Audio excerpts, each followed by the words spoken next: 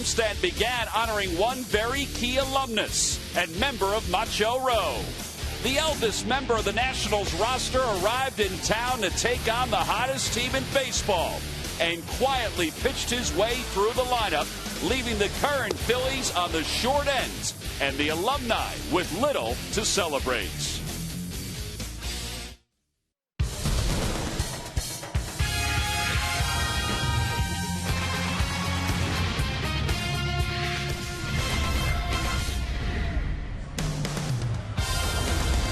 The Phillies haven't had to turn the page away from a horrible loss too often this year. They'll do that tonight after dropping Game 1.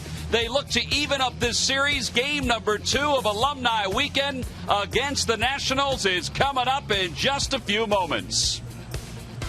Hi, everybody. I'm Tom McCarthy, along with Chris Wheeler. Sarge will be around after he's introduced in just a little while. Last night, I guess you could say, was a clunker offensively for the Phillies, and they'll try to get back on track tonight, and they'll do so against a guy that they are very familiar with and a guy that they've handled in the past in John Lennon. Yeah, they sure have, Tom. You know, Livan Hernandez was really good last night, kind of a flat game, and he made it even flatter because they really couldn't hit him. Now, John Lennon, it took him till the last time he pitched against the Phillies to finally win a game. This was back in May when the Phillies were still beating him. In fact, they really hit him hard in this game. This guy has pitched well against the Phillies over the years, but he always seemed to lose until he won a tough game. This game right there, they really hit him hard. Here's the game that he pitched well enough to win, as they won that game 2-1. There was a great play in that game by Lance Nix in the outfield on a ball hit by Dominic Brown to probably save the ball game. But he was good in that game. This is what he's done so far. He made his major league debut right in this ballpark against the Phillies, had a no decision in that game, and then after that went 0-10 until they finally beat him.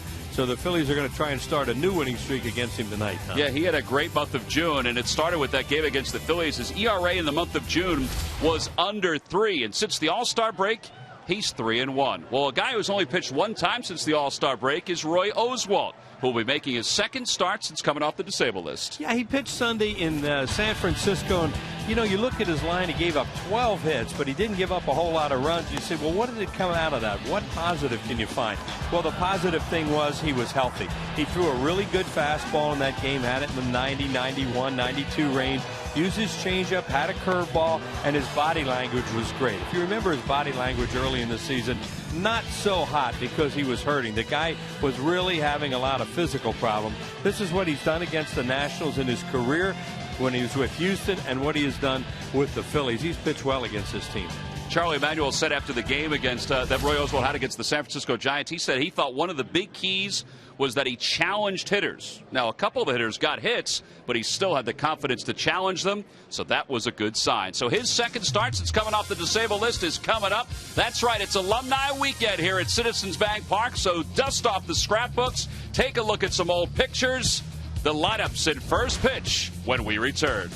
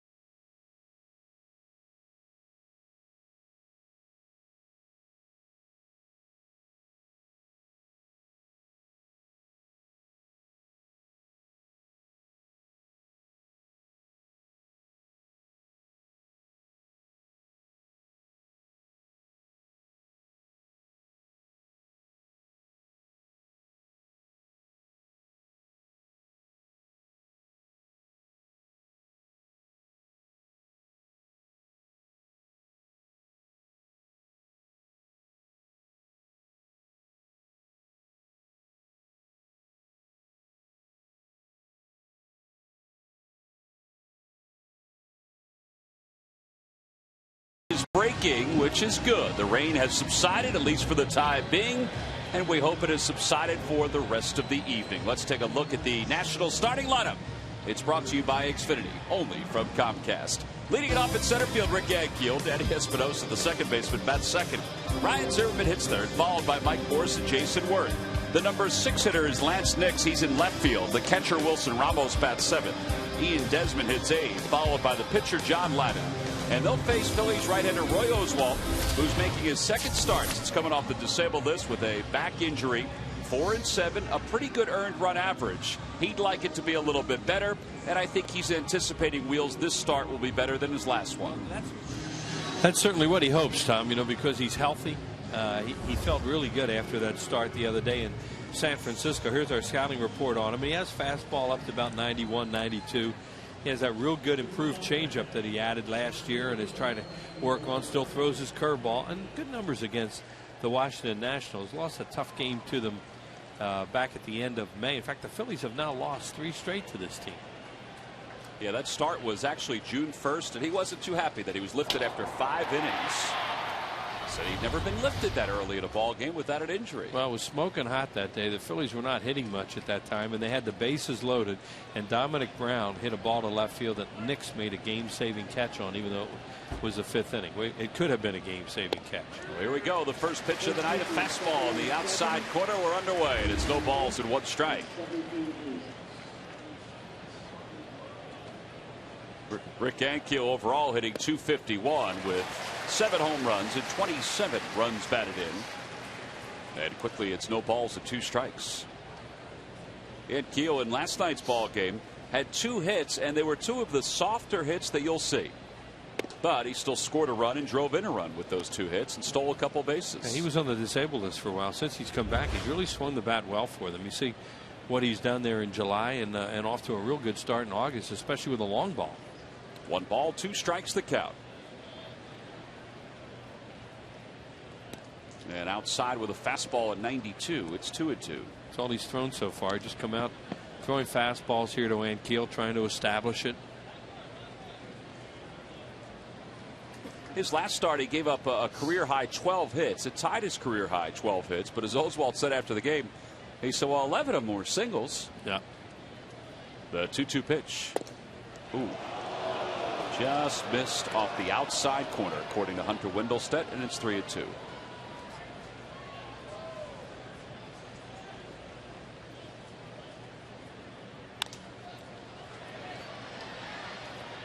Ankiel, who began his career as a pitcher with the St. Louis Cardinals, had a very promising future as a pitcher, but then, well, he all of a sudden had the yips and he couldn't throw strikes anymore. He was throwing it over the catcher's head. Swing and a miss. He got it with a fastball. He threw all fastballs in that at bat. 1 away here at the top of the first. Well, Toyota Alumni Night, and prior to the ball game, the late John Vukovic's grandson, John Christopher Vukovic II, along with Vince Vukovic, they presented Greg Legg, Phillies minor league coach for a long time and a great guy, with the John Vukovic Award. Yeah, Greg Legg has been in this organization a long time, and a friend to a lot of us for many, many years. A really solid baseball guy, and you never like to put words in somebody's mouth, but Vuk like Legger, and he would have been very, very happy that he received that award tonight. Well, it's good to see Vince down there, as well as grandson John Christopher Vukovic II. The second. On the outside corner with a fastball to Danny Espinosa. It's 1 ball and 1 strike. Espinosa overall hitting .227 with 17 home runs, 55 runs batted in. 1 for 3 last night with a walk. Oswalt just keeps pumping fastballs right now. He'll start mixing in some other stuff, but that's a good sign that he feels his fastball has some life to it, and he likes it. There you see the home run leaders for rookies, and this guy is really strong. A switch hitter, has more home runs left-handed because he hits left-handed more. Freddie Freeman is among the leaders in a number of categories, is second in home runs. There's a fly ball, shallow right field. Hunter Pence froze for a moment, but then he looked up, realized where it was, tracked it down, 2 outs. Threw an off-speed pitch there, too, for the first time. Now it's time for our Nissan keys of the game. A muggy evening here at Citizens Bank Park. As Tom said, hope the rain will stay away. Well, Let's see how Roy Oswalt improves in his second outing. He was very happy with the first one, and maybe the Phillies can start a new losing streak for John Lannon. He had a lot of problems with him, and he pitched a good game one last time out, and see if they can get him tonight. Well, Charlie Manuel said after last night's ball game that he was hoping that the offense would get back on track. He also had to answer a lot of questions about Cole Hamels, and Cole had to answer a lot of questions, and Cole said he just couldn't get loose last night, and it was obvious by the life on his fastball. And everybody feels like he'll be okay for his next start. You know, we used the term during the game dead arm period too, and he said that after the game, and I like to hear him say that because that's one of those things that can be normal. Well, a 13-pitch first inning for Roy Oswalt. Pretty much all fastballs, maybe a couple of change-ups. We go to the bottom of the first. The Phillies are coming up.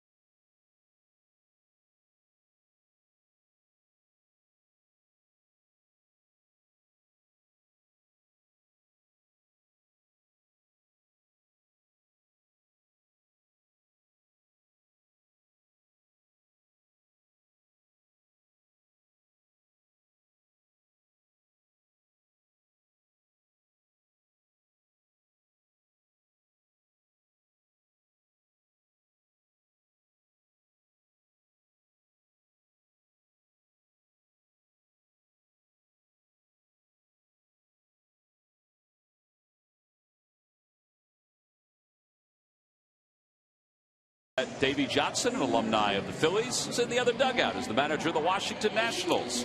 As we go to the bottom of the first, the fact the Phillies introduced he and Pat Corrales as bench coach prior to the start of tonight's ball game. Let's take a look at the Phillies starting lineup, brought to you by Xfinity, only from Comcast. Leading it off at shortstop, Jimmy Rollins. Shane Victorino bats second, followed by Chase Utley and Ryan Howard. Hunter Pence is at right field batting fifth. Raul Ibanez hits sixth. And the bottom third of Ruiz, Valdez, and Oswalt. If you're looking at that lineup saying it's the same one as last night, well, it is, except for Roy Oswalt pitching. Yeah, and you see Raul Ibanez's numbers against John Lannon. You think, well, maybe Mayberry'd start against the left-hander tonight, get him some at-bats. Raul's numbers against Lannon are too good to sit him. Here are the overall numbers on John Lannon. He's a ground ball machine. He is a sinker ball, fastball pitcher with changeup, and he'll throw a lot of double plays. Almost as many hits per innings pitched, walks, strikeouts. You know, he's going to allow base runners. Left-handed hitters not hitting much off him. He'll use that sinker ball and his changeup away to right-handed hitters, and there are those career numbers against the Phillies, 1 and 10. 1 and 10 against the Phillies. If you take that away, and I know you can, well, he'd be a .500 pitcher because he's 36 and 45 overall. And Rollins takes a strike, and it's no balls and 1 strike. And he's pitched some really good games against him, and other times they've just let him up. Rollins overall hitting .265 with 13 home runs, 53 runs batted in. He does have a home run against John Lannon, and he hits one back toward the middle. Espinosa, oh boy, he casually went after that, and because of it, he never really got in position to make the play, and it took an odd hop, but it will be a base hit. No, it's going to be an error for Jimmy Rollins. Yeah, I mean, he has to backhand that ball because of the fact that Rollins runs well. But as Tom said, he didn't have a real good approach to it. Does it take a funny hop? No, when you see him backhanding the ball, he cannot take that thing on flat-footed and then try to throw a guy like Rollins out from that far away, even though he has a strong arm. So E4, it's the second error in as many games for Espinosa. Espinosa and Ian Desmond, the double play combination for the Nationals. They've combined for 27 errors this year. Here's Victorino. 22 double play balls thrown by Lannon this year, first in the league. Fly ball, shallow center, and Ankiel makes the catch, 1 away. And Rollins goes back to first. Well, prior to the start of tonight's ball game, Tony Taylor presented Chase Utley with second base. Rightfully so, because Chase passed Tony Taylor in most games played at second base in Phillies history. Tony looks great, doesn't he? He looks great. Yeah, he still had that tremendous personality. Chance to catch up with him a little bit last night. What a good man.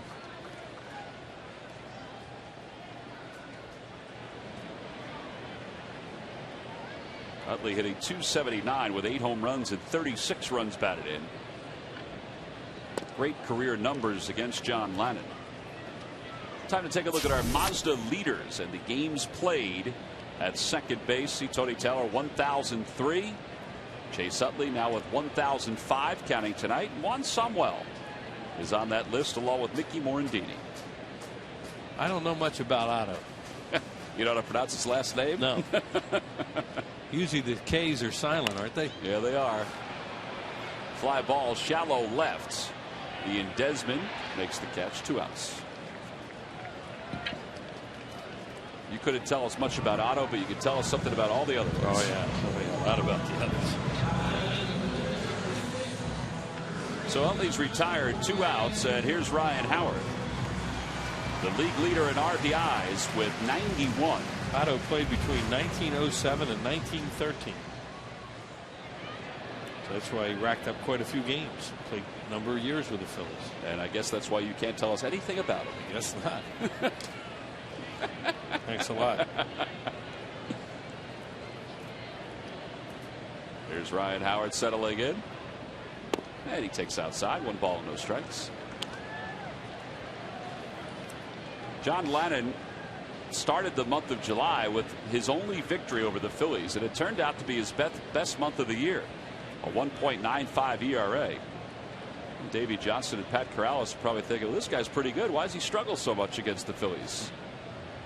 Because he's pitched well since the All-Star break, too. Had a nice talk with Pat tonight before the game down their clubhouse. And, you know, he'd been working in the minor leagues, and then Davey took over and asked him to help him out as a bench coach. And, you know, Pat's a good soldier. You know, he'll do what you want him to do. He's just a very, very good baseball man. And, of course, a guy who managed the Phillies at one time.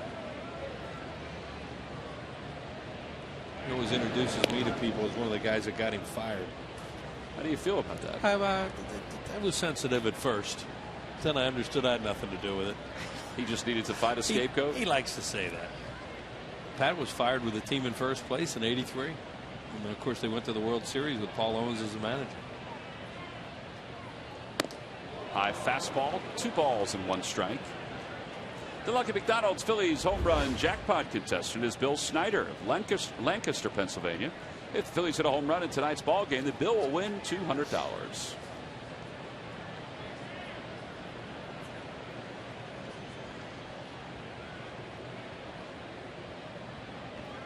In the air to left field. That's pretty well hit. Nick's going back to the warning track, to the wall. He jumps, and it's gone. A home run for Ryan Howard. The opposite way, just over the flower bed. And the Phillies take a 2-0 lead. Well, you like to see him go that way, and that was the second home run he's hit off a left-handed pitcher this year. That's right. It took him a long time to hit one, and now he has 2. And it's his 3rd career home run against John Lannan and Bill Snyder. You've won $200 right out of the chute in the McDonald's home run jackpot. Both the runs will be unearned because of the error. Looked like a fastball inside out it a little bit, and as Tom said, just into the flower bed out there over the Budweiser sign, and a quick little 2-0 lead. Phillies never led in that game last night. That'll bring Hunter Pence to the plate. That's only the 3rd home run ball thrown by Lannan this year to a left-handed hitter. And the 11th overall, and you see Howard now 36 career homers against the Nationals.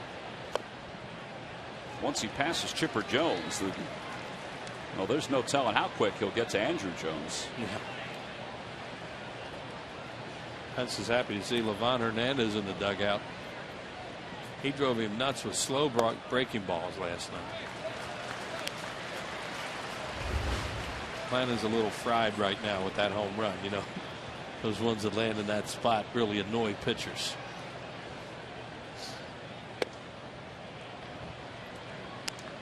Could be one of the reasons why his numbers are so good at home. And not as good on the road. Right. That plays at a big ballpark. Yeah, that ball would either been caught in Washington or be a double.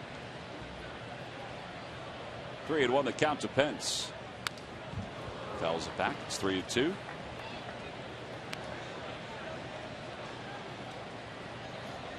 There's Ibanez, who, as we mentioned before, has really good numbers against Lannan.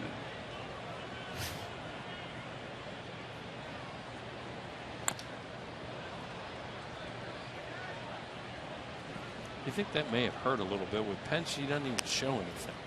I don't know where that hit him, but didn't it hit his body? I think it hit his leg. Yeah, and he's a little bit stunned by it, but see where this thing hits. No. Well, hit his thigh. Yeah, that wasn't that bad. There's ball 4, so he's aboard with a 2-out walk with 2 runs already in. Now to the out-of-town scoreboard, the Chicago Cubs. Boy, they've had a flurry of activity the last 24 hours. They lead the Braves 1-0. Aramis Ramirez, a sacrifice fly. Dan Uggla's hit in 32 consecutive ball games for Atlanta. He has not batted yet in the bottom of the first inning. With the Cubs, I don't know if you'd want to walk in Mike Quaddy's shoes right now. And another Zambrano incident. Well, that's why you don't want to walk in Mike Quaddy's shoes. That's what you meant by there's been a lot going on with them. Unbelievable, that guy. Carlos Zambrano last night gave up 5 home runs to the Atlanta Braves, 2 to Dan Uggla. And then he was thrown out of the ball game because it looked like he was trying to retaliate for those home runs by hitting Chipper Jones. And Chipper kept bouncing away from the pitches. Finally, he was thrown out. Went into the locker room, apparently cleaned out his locker and said to the clubhouse attendants, who we know very well and who are great guys, "I'm done. I'm retiring. I'm out of here." And he left. Can't wait to hear from John and Freddie. Can't wait to hear that story, whether they helped him pack his gear or not. The 0-2 to Ibanez.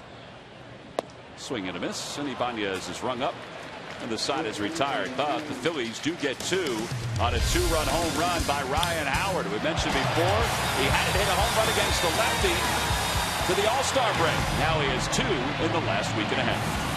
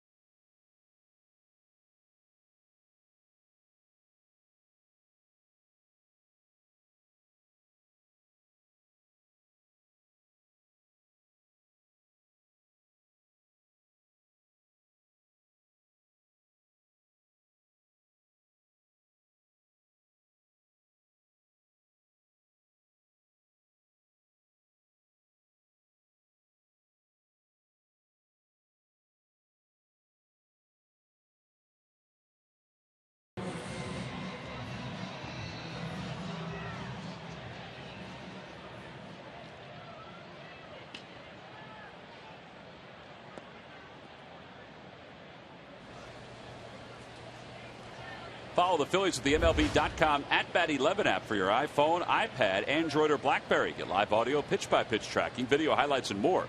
Text @BAT to 31826 or visit Phillies.com for details. Here's Mike Morse, who's the 4th leading hitter in the National League. But that's only part of the story for this guy. You want to talk about a reclamation project that's kind of found himself in Washington. That's Mike Morse.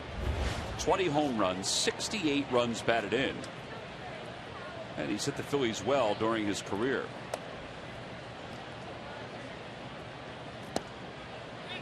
Little low, 2-1.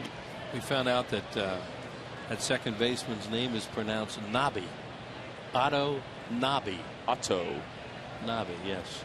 And he got some Hall of Fame votes at one time. He played in a lot of games. He should have. That ball was hit in the air to straightaway center field. It's pretty well hit. Victorino going back, and it's off the top of the wall. Victorino played it well, then bobbled it, but Morse will stay at second. That was interesting. I don't think I've ever seen Victorino go back and have to play a ball off the wall like that, but he did the right thing.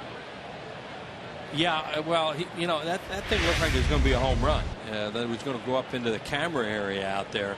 But then it hit high off the wall. You see, he sees that it's going to hit the wall. Now, he knows how those inside the park home runs have a tendency to go this way. Well, he's going to make sure that he cuts off that angle. That's the advantage of being in your home park. Now, Morse doesn't run all that well. Somebody may have been able to go to third right there when he dropped it. But Shane did a nice job, as they say, of playing the angle. We have seen a couple inside the park home runs go off there for Phillies players. Visiting players not as sure of the angle out there. 48th extra base hit of the year for Morse. I mean, look at Utley's last inside the park home run. This is what we're talking about. Right, now watch when it hits and it goes like this. Boink, and there it goes. And the center fielder, of course, is already plastered up against the wall doing a Spider-Man act there, and it's over. Well, that's a good job by Victorino to understand the angles. Honestly, every ball that's been hit out there that's hit off that wall, nobody's played it well. No. Well, he should. I mean, Shane has seen that enough times, and he saw that thing was either going to be a home run or hit the wall, so he backed off it. Now he'll get another chance here. Venturing back to straightaway center. He'll have a few steps, makes the catch. Morse tags from second. He'll go to third. One out with a runner at third. Oswald's getting a few balls up in this inning, and it's really warm here tonight, and it is carrying, as you saw by Howard's homer and those two balls in the air. I would like to here's the pitch to Worth. As you see, it's a fastball, was supposed to be not in that spot, and Jason thought he had a home run here, or at least he thought he had a chance. He's played enough games here, and he really thought that one had a chance to go out to dead center, and I'll be honest with you, we did too. The way it's carrying. I said, man, I've hit him out there before. What happened? Lance Nix takes strike one. It's 0-1. To thank our friend and big baseball fan Keith Olbermann for sending us that information. We now know all about Otto Nobby. And the fact that he knew how to pronounce his name is very impressive. And you're right, Wheels. The K was silent. It was silent. Got that part right, but would have thought it was Nave. Line drive the opposite way. That's going to score a run as it goes to the wall. And Nix is going to have the second extra base hit of the inning for the Nationals. It's a 2-1 game. Well, he's throwing a lot of fastballs here tonight, as we mentioned in the first inning, and he's throwing a lot in this inning, and they're up. And very hittable. So, it's command issues right now with Roy Oswalt coming back off the disabled list, trying to throw the ball in the spots where he wants to, and right now in this inning he's not. Watch where this one goes. This was supposed to be a high fastball that he would chase, but it was right down the middle. Wilson Ramos is now the hitter.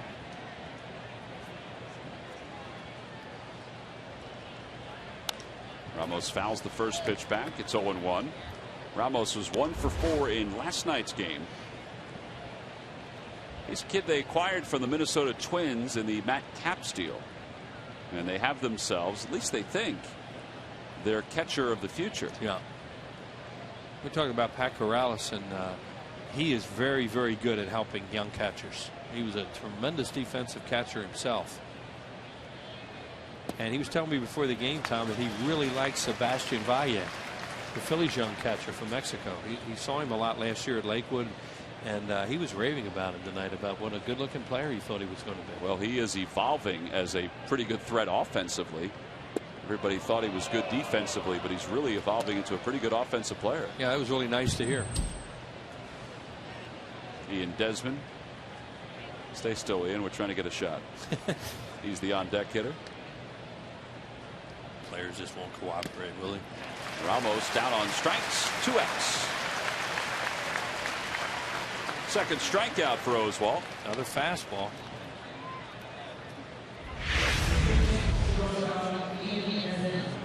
that one had some movement to it. That had a little run, and you could see it take off. You know, that wasn't one of those right down the middle hit me fastballs. That had some life. Base open. Don't want to get hurt here, and yet you want to get Desmond out because he's struggling, and you know he's hitting 8 for a reason. Hitless against Oswalt for his career. Overall hitting .228 with 4 home runs, 31 runs batted in. Got it in on his hands, and he fouled it back for the second strike. Phillies scored 2 in their half of the first on a home run by Ryan Howard. Nationals have gotten a run back here in the second.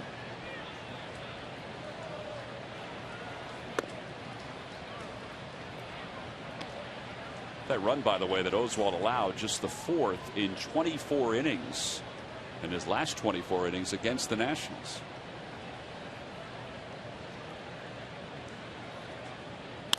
Line drive, base hit to left field. Ibanez plays it well. Nix is heading home.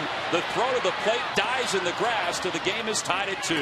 And Desmond slid off the bag, but somehow got his hand there before Utley applied the tag. An RBI single for Desmond, his first hit against Oswalt in now 14 at bats, and it's a 2-2 game. Yeah, he had 2 strikes on him, threw something off speed there, and gets hurt. Here as they play at the end, as Tom said, he overslides the bag, take the glove off, put the hand back, safe. Boy, that was close. I thought his foot was off the bag when Utley still had the tag on his leg, and then put his hand on. So did Utley. But that's one of those things where you just don't want to get hurt by the 8-hole hitter there. And unfortunately he did, and the game's tied. Over toward the Nationals dugout, Ruiz toward the on deck circle, makes the catch as it came back to him, and the side is retired. But the Nationals scored 2 runs on 3 hits. They leave 1 in scoring position. We go to the bottom of the second. It's a 2-2 game.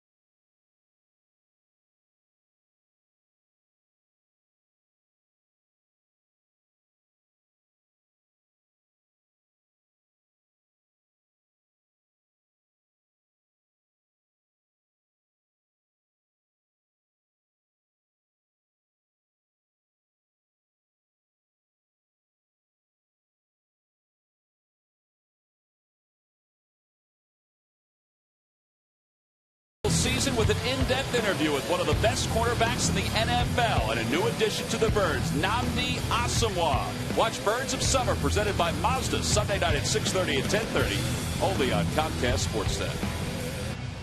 It's a 2-2 ball game as we go to the bottom of the second. Wheels, I have to tell you that doing a couple NFL games last year, I practiced that name over and over and over again. And I still needed help from my son to pronounce it properly when the Eagles picked him up. You're doing great, though. Yeah. I keep having to play it over and over again in my head. I asked our NFL expert, Jeff Halleckman, to find out where he played college football, and it was Cal. Cal. I thought he was from Nebraska for some reason. But he said he played at Cal. Maybe he chose Cal over Nebraska. Possibly. Carlos Ruiz leads it off, and he takes outside. It's 1 ball and no strikes. I remember when he signed that mega deal with the Raiders originally. I'm sitting there thinking, who the heck is that guy? He's pretty good at it then. Yes, he is. Ruiz overall hitting .259 with 4 home runs and 24 runs batted in. It sounds strange, but this is the part of the lineup where Lannan really has trouble. Now, you wouldn't think that for a starting pitcher, but the 7 and 8 hitter this year, and Valdez is the 8 hitter. The 7 hitter is hitting .333. The 8 hitter is hitting .352. My goodness. And there's strike one. It's kind of like what happened with the Nationals last inning with 2 outs and 2 strikes to the 8-hole hitter, and he got hurt there. Ruiz lines it to right. Worth going back. He's there, and he makes the catch. He hit it well.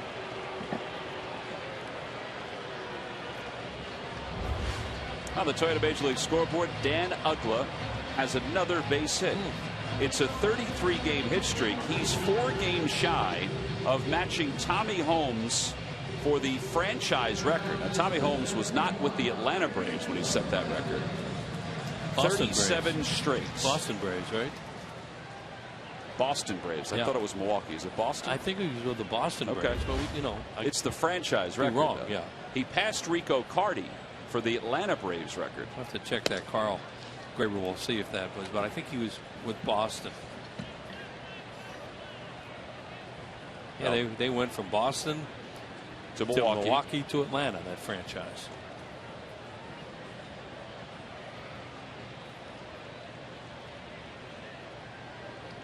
Valdez starting tonight because of his numbers against Lannan.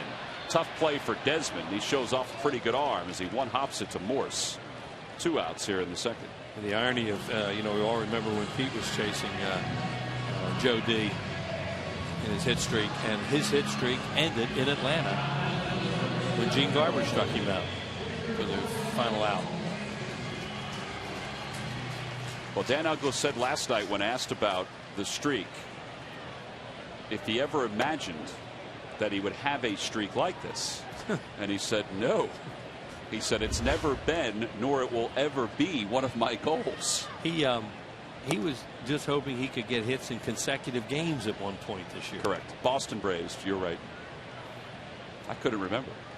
Yeah, well, but since you know Otto Nobby, I I knew that Tommy Holmes played for the Boston Braves and now Milwaukee. That's all. And I don't remember seeing him play.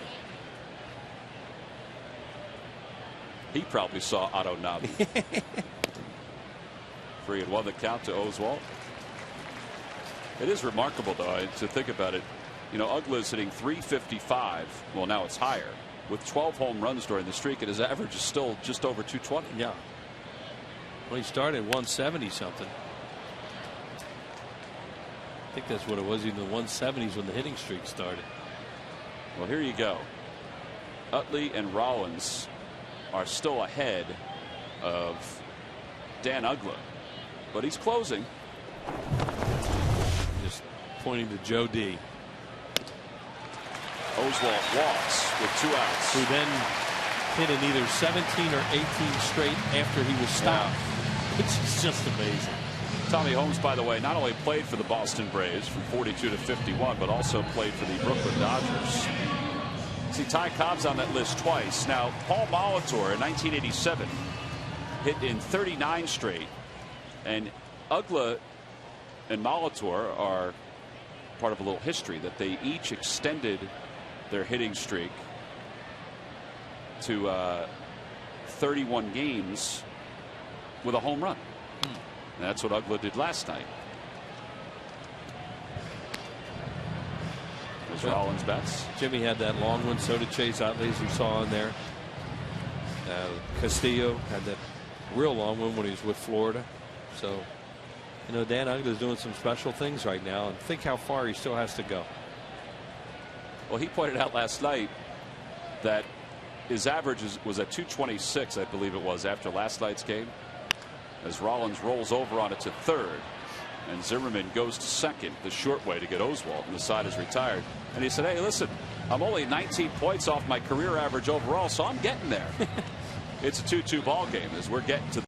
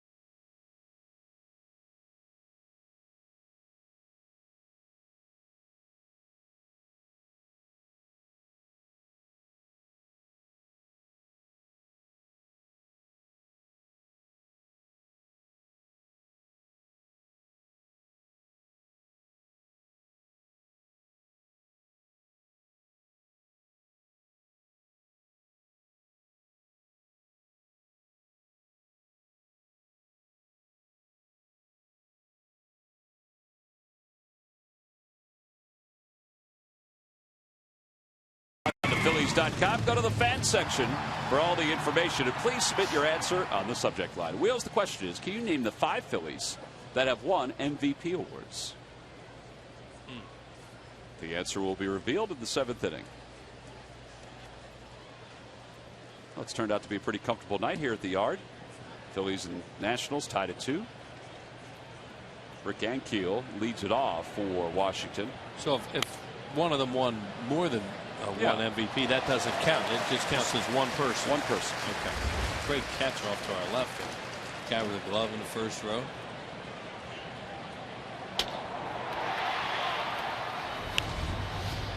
Fly ball, shallow left, long run for Rollins. Ibanez is there too, but Jimmy makes the catch. One away here in the 3rd. The Phillies sold out of season tickets this season. Did you miss your opportunity? Well, with the deposit, fans can now be placed on the priority wait list for 2012 season ticket plans. Deposits do not guarantee a plan, but do hold a place on the priority wait list. See the ticket section at Phillies.com for details. One out, Danny Espinosa, the batter.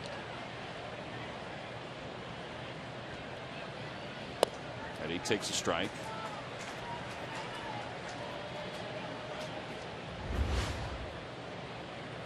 Espinosa flied to right his first time up.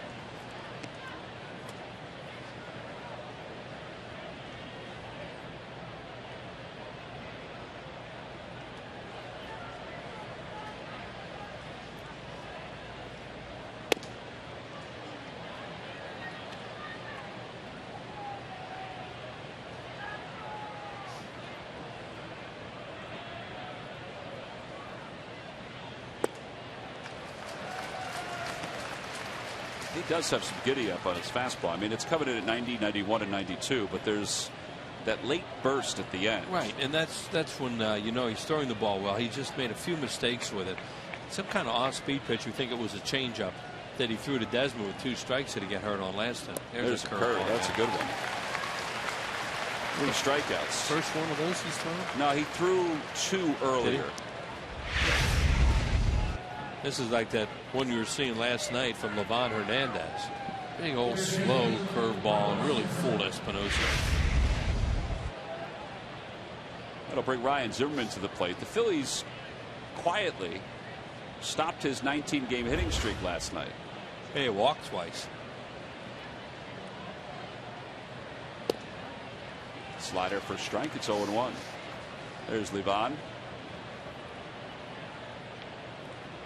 Looked around in the papers to see if he had any quotes about whether he was upset about being taken out, but I think he had calmed down by the end of the game. Yeah.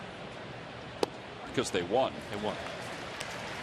6 2/3. He struck out 3. Wanted to finish the 7th. Davey Johnson decided to go get him. Knocked in 2 runs last night too. Breaking ball. Popped up behind the plate.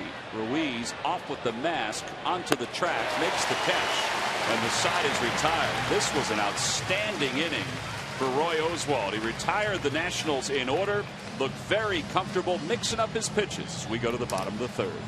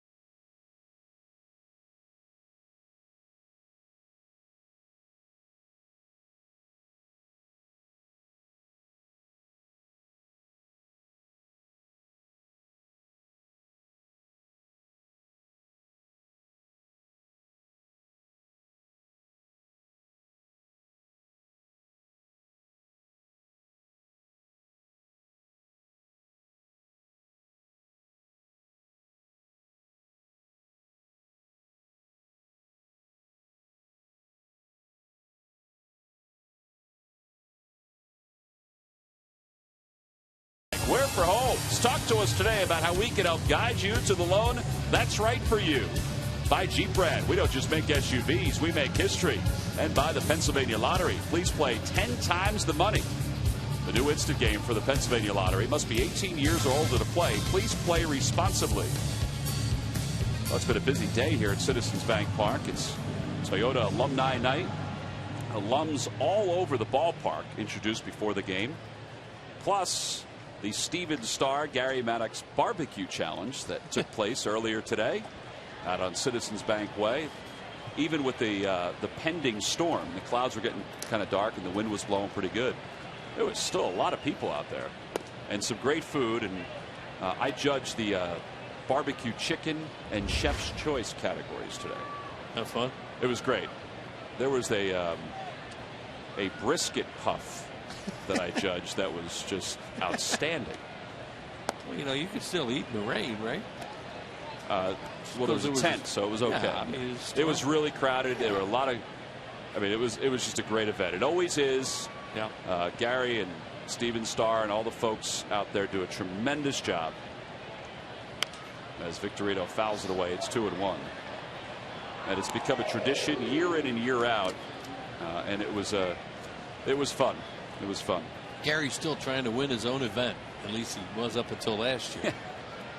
And Sarge has been threatening to, put some rub in there too. I can picture him over there. You know, that was, there's some things you're more willing to do. You know, I mean, Sarge is great. The club asks him to do stuff, he'll do anything. But there's some things where he's gonna run to it as much as he runs. He was moving pretty quick today. Yeah. Out in front, Victorino slowly hits it to short, and Desmond sails the throw, and Victorino's safe at first. So this guy, John Lannon, is a ground ball pitcher. Mentioned all the double plays that he has. He needs his infielders to make plays. And now you've got 2 errors by your middle infielders and 2 unearned runs on the board. Shane gets fooled there off the end of the bat, but he runs hard out of the box. He makes him hurry his throw and beats the play when the throw comes in high. 17 errors now for Desmond. Let's see if the Phillies can make him pay, just as they did in the first. Well, they got a leadoff error in the first inning, a 2-run home run by Ryan Howard, and now the leadoff man on here on an error.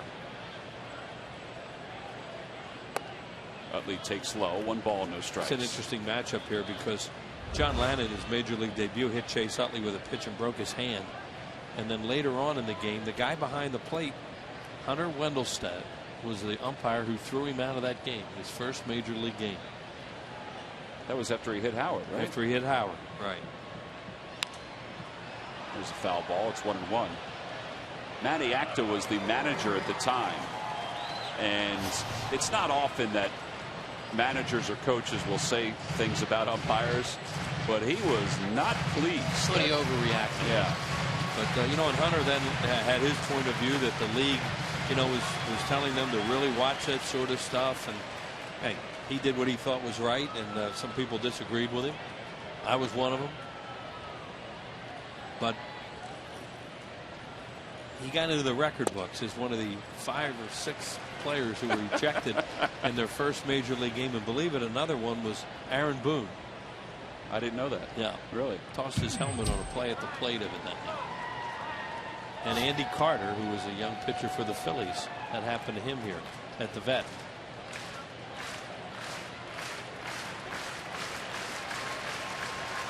Two balls and 1 strike to count.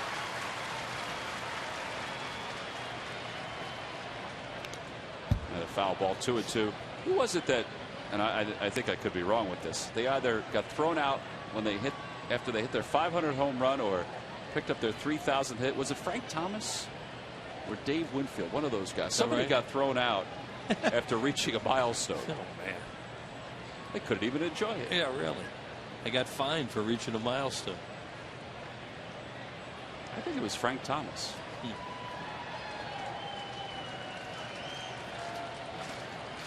Glad that's not the Dodge Stump the Experts questioning it. Back toward the middle. That's going to sneak into center field. Victorino's on his way to third. or even stump the fans. Well, close enough. We figured he'd get to it eventually. Hey, nice job there by Chase Utley. It was a jammer, but these are kind of things they've done to Lannon over the years. You know, when Lannon will pitch well, they'll take advantage of some stuff. He makes a real good pitch on him there, and he just fights it off, and it has enough to get through, and real good base running by Shane Victorino. He should be at third base on that play, and he is safe at third base. And he's safe and secure with New York Life. Right. I knew you were going to say that. Here's Howard, who homered his last time up, an opposite field home run. 26th of the year, 93 runs batted in. Takes a breaking ball down and away, 1 ball and no strikes.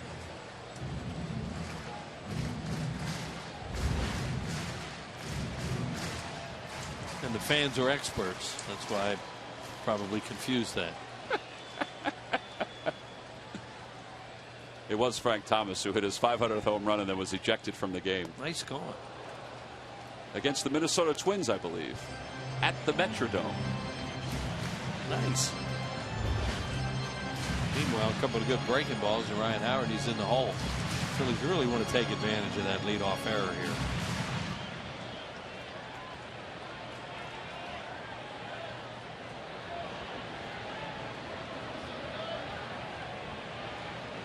Oh, to the count to Ryan Howard. Right side, base hit, another RBI. Victorino will score. Utley goes to third, and the Phillies, for the second time tonight, capitalize on an error by the Washington Nationals, and they retake the lead 3-2. Love the way they're going first to third, too. Boy, that's the way you play baseball and win games. First to third as much as you can. And the guy that we showed you a little while ago on TV was as good at that as anybody I ever saw, and that was Tony Taylor. Looked like a changeup. It was. And Ryan gets it down and in and rips it into the hole into right field for a base hit. He'd stayed away from him early in the count with breaking balls, and then threw that changeup down and in. He nailed it. It's 94 RBIs now for Howard. Look what he's done his last 21 games. And here's Hunter Pence. He's one of the reasons why Howard's been able to do that. According to Ryan, he said he's seeing some better pitches. And Pence takes a fastball down and away. Well, really good base running in this inning, though. Set up sacrifice flies this way. Utley knew exactly where Jason Worth was on that play. Even though that ball was hammered, he knew that Worth couldn't get there in time to throw him out at third.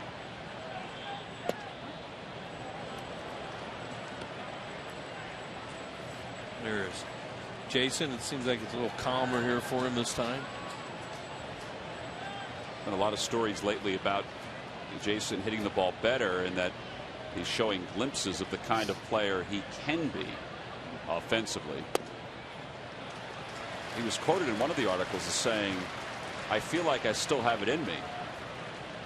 And you would hope that he does. I mean, obviously the Nationals do. Yeah. After that contract they gave him, he better have it in him.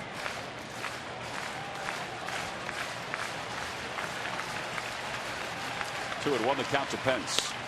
And the Rockets are foul off to the right.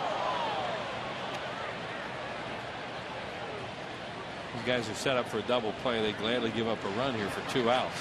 That's what Lannon does very well with his changeup, especially.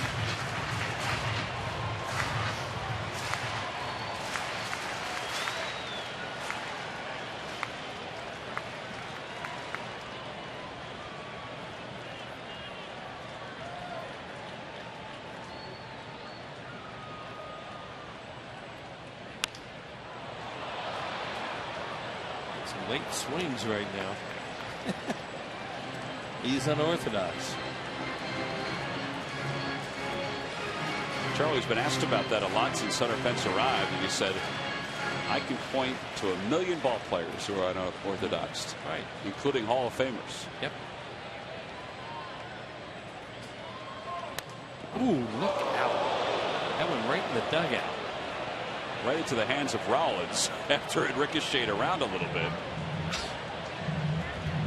That's why he's sitting behind that net. I think it hit the bat rack and the helmet rack and then shot right in front of Rollins. Thank goodness. I think. And Rollins is pointing to the net behind the plate saying, "Hit it there." Right. If you're going to foul it Or off. throw something to speed his bat up.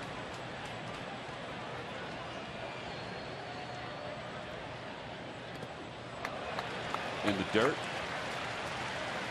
During the 2011 season, Turkey Hill will contribute $100 for each Phillies victory and 5 cents for each carton of Phillies Grand Slam ice cream, sold to support the Phillies youth baseball and softball programs. Whether they would run here or not, we'll see. You know, you can stay out of a double play, but then you worry about a strikeout double play.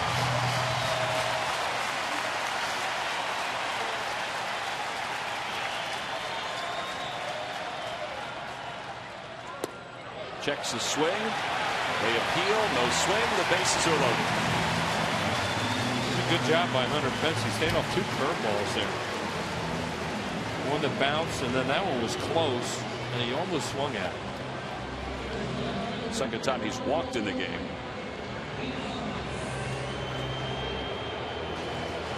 Three walks for John Lannan.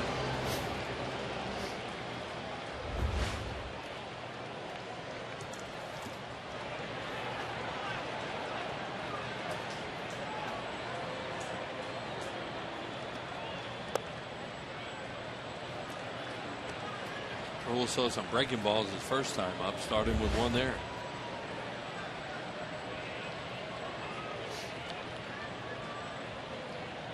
Well, he's hit 8 career Grand Slam home runs. See there?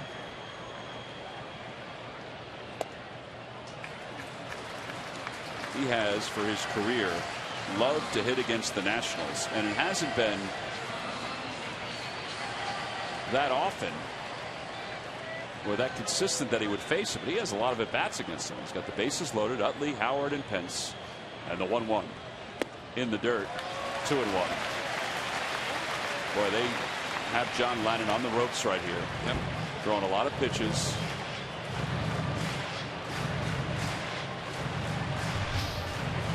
.58 total in the first 2+ innings.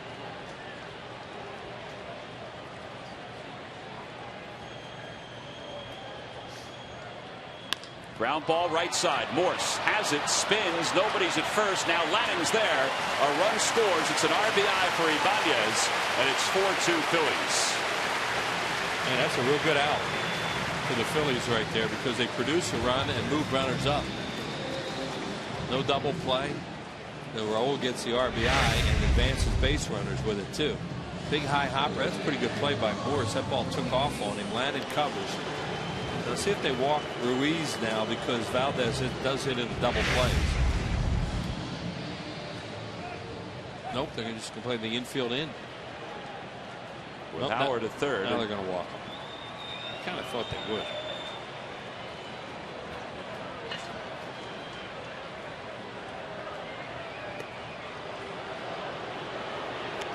When you got a guy who hits in the double plays and a guy who throws the most double plays in the league,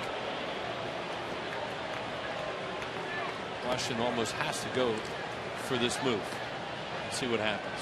Davey Johnson, when he took over as the manager of the Mets, was one of the first to, and everybody had scouting reports and stuff like that, but he was one of the first to really use the computer and get an understanding of tendencies by hitters and having books on hitters. Davey's really smart. You know, when he was here before, you know, as a player back in the 70s, he was a math whiz. Kind of neat tonight down in his office. Bob Boone and Mike Schmidt were hanging out with him, a couple of his teammates from then. See his career winning percentage.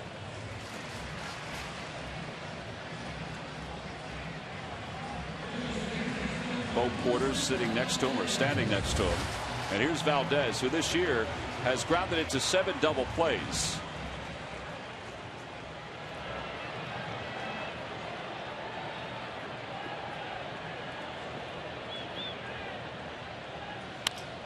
Drive foul, and it's 0-1. Valdez grounded his shortstop his first time up. Now it was toward the hole, and if he hits one toward the hole in the same spot here, he's going to get a couple of RBIs. Right, they're pinching him up the middle for a double play. And another left to the mound. Lannan off the hill. It dies on him. He flips with the glove. He got him at the plate. That was an amazing play by John Lannan.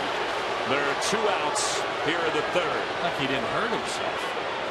What an amazing play that was. Wow. You know, I mean, Ryan Howard doesn't run all that well, but you really thought that he's going to beat this. Look at this play. He just flips it, and Howard goes in standing up. I don't know if he beats a play with a slide or not. You know, he doesn't know what's happening behind him, and someone's supposed to help him. You know, the pitcher Oswalt would be there to tell him to slide. And he was out. He was out. That was a really good play. I mean, it wasn't Mark Burley from a year ago where he was in foul territory and flipped it over to first, but that's as good a play as you're going to see. He was stumbling, and look at how he's stumbling.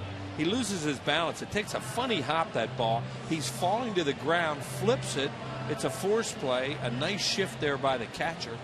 See, right there he loses his balance. Right here he starts to fall. He braces himself and then flips it at the same time accurately, and he's out. That's a great shot right there, and it shows that Howard's out by a half a step. So the bases remain loaded, and here's Oswalt. Phillies have scored 2. It could be more, and maybe it will be.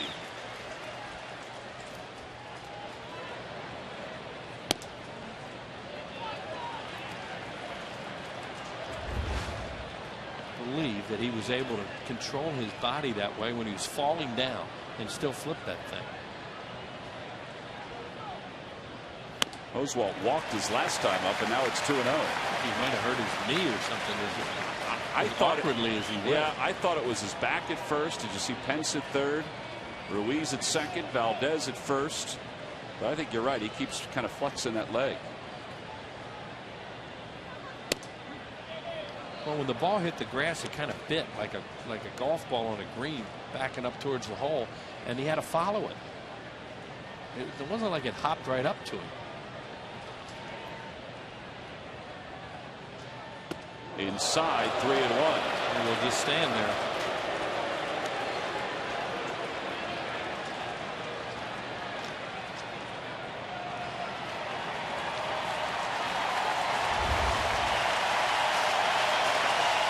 No grand slams for Oswalt. 5 for 25 with the bases loaded. He does have 5 hits.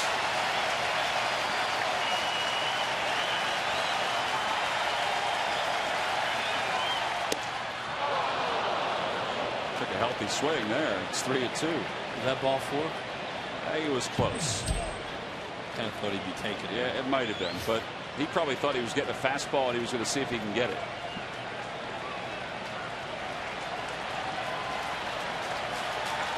Runners go. Ball 4. It forces it a run. So after making a spectacular play, John Lannon then walks the pitcher, and the Phillies lead it 5-2. He has walked Oswalt twice tonight.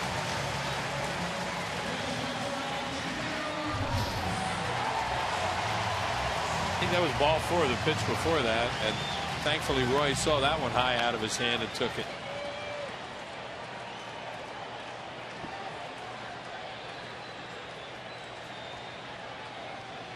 Now time is called as Rollins hits with the bases loaded. It's a 5-2 game. Yeah, another hit here now would really be sweet. Figure this thing started with an error too. These are all unearned at this point. And Rollins takes low, 1-0. Shane Victorino on deck started this inning with that ground ball to short that Desmond threw high, and Shane was busting down the line, beat the play.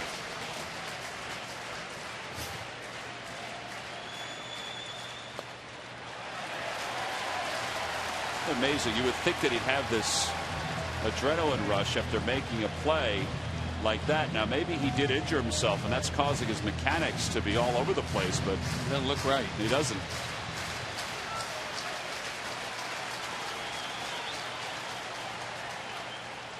Rollins chops it toward the left side, cut off by Desmond. His throw to second, not in time. Ruiz scores, and here comes Valdez. He'll score. Ramos couldn't handle the one hopper, and the Phillies scored 2. They lead it 7-2. Boy, that was great base running. You're talking about the base running tonight, how good it's been in this inning especially. How about Roy Oswalt busting it and beating that play, and then Valdez seeing they're taking their time out there, and he scores too. Good job by the Phillies. Now here's the whole play. Now this is a pitcher. They're not holding him on, obviously, but still, those pitchers are out on this play. He really hustled, beat it, and now Espinosa flips over, and they see that, and Valdez takes off, and he scores. Scored 2 runs on a ground ball to short. There you see the slide away from the play, but it was dropped anyway. So Valdez scores on a fielder's choice. Rollins gets 1 RBI on an infield single, and the Phillies have a 7-2 lead.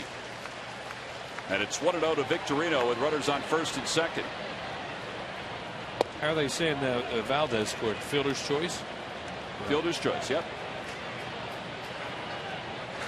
Well, this is truly an ugly inning for Washington, but a really tremendous inning for the Phillies, and their base running's been outstanding. Colin Ballister is warming up in the pen for the Nationals. Victorino chops it towards short. Desmond's got it, and the side is retired. Desmond's error started this inning, and the Phillies sent 10 men to the plate. They scored 5 runs. 1 was earned. They lead it 7-2.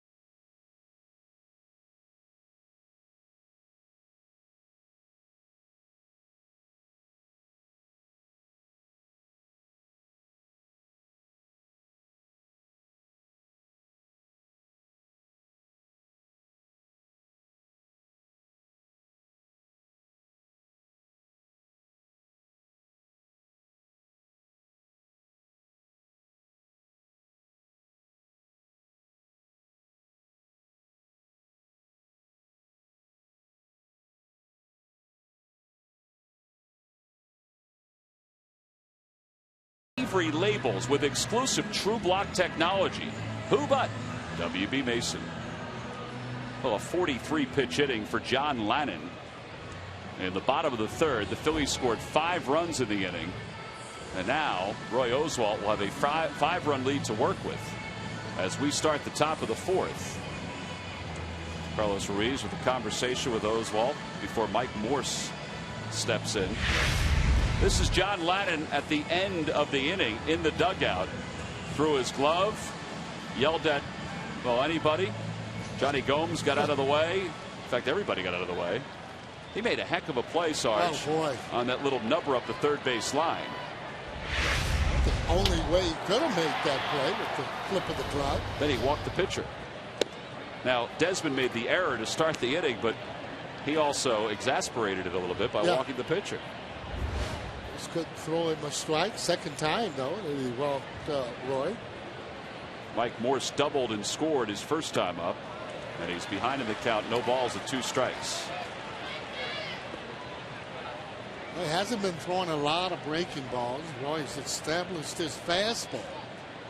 He's only thrown about 3 or 4 breaking balls, and now he's starting to break it out a little bit more, especially with those hitters that are aggressive. Too good of a pitch, no balls and 2 strikes.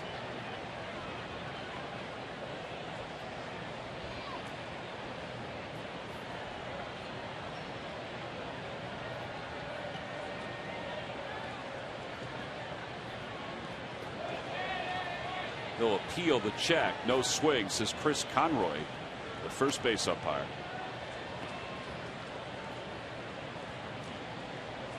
This is a year that has come out of nowhere for Mike Morse, Sarge.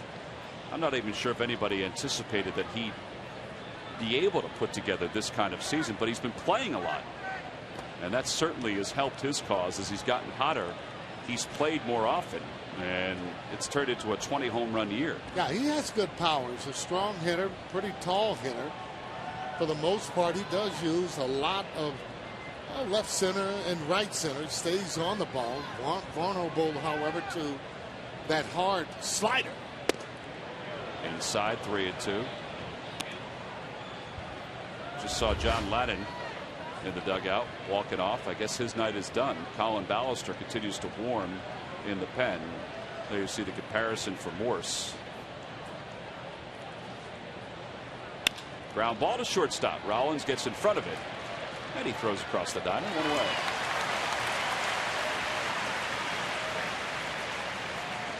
So one out here in the fourth. Well, it is a Toyota alumni night, and how about this? We got an alum. How's it feel to be an alum? I got to tell you, it's always a great time to see a lot of my ex-teammates, and not just that, a lot of the other players that have played either after me and before me, and it's good to see. It really is. I don't want to pick one guy out, but is there a favorite that you like to see when the alums get together? Of course not. I mean, I really do. I like them all. Obviously, Mike Smith, Steve Carlton, one of my two ex-teammates, along with Gary Maddox. But it's good to see all of them and coming back. The stories get a lot longer, you should say. And you're always a lot better. Here's the 1-1 pitch to Worth. And it's 2 balls and 1 strike. Well, I thought it was kind of neat to see how tonight, when all of the legends were introduced. You like I mixed that in there? Yeah, legends. I like that. Some of the pitchers that thrown a no-hitter were all in line as they were introduced toward the end. I didn't notice that. Yeah, it's pretty good. Rick Wise was there, Tommy Green, Jim Bunning. Nice touch. That's a nice touch. Now, out of all of the alums that were out on the field, there was only one who went out with an umbrella. Why? Why? I mean, it was sprinkling there a little bit. You had to come prepared. There's ball 4, and Worth draws a walk. Oh, boy. Well, you had a hat on. Right, and didn't want the rain to get all on my straw hat. So I actually had an umbrella. And so did Larry Anderson, by the way. And he was walking with his. So you doesn't want the water in his hair. Right. So you guys are the only ones that thought ahead. Well, somebody has to do the thinking. Okay. Yeah, usually Mike Smith would be walking around with that umbrella. I can remember times getting off the plane and it started raining. He'd be the only one with an umbrella. So always prepared. He always rubbed off on you. Or eventually rubbed off on you. No doubt. No balls and 1 strike to count to Lance Nix. Well, I have to admit, you make me laugh often. But when I saw you walking out with your jersey open, your hat on, and the umbrella swinging next to Larry Shank, I have to admit I laughed. Did you? I did. Well, Larry was actually pointing the way to actually go. And, I was just strolling out there like it's a nice day. It is a nice night, though, now. That's a foul ball.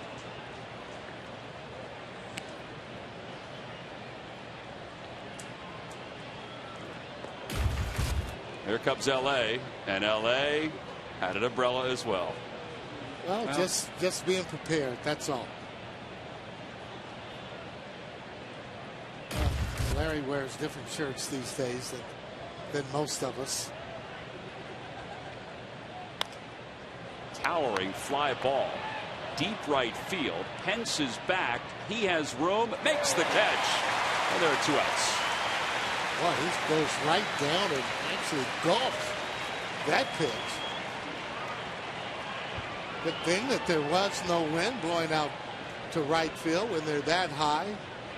Have a tendency to get out there. You see Nick's thinking that maybe he should have hit that ball out of the ballpark.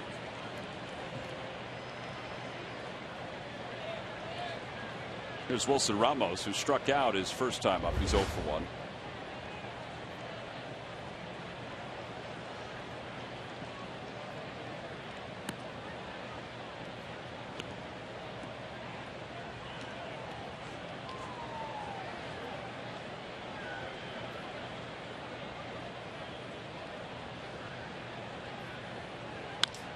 Fly ball to right field. This one not as deep. Pence is there. Worth stopped, thinking he was less than 2 outs. Doesn't matter. The side is retired. No runs, no hits, 1 man left. And yes, 2 different gentlemen, 2 different styles of umbrellas, but both prepared.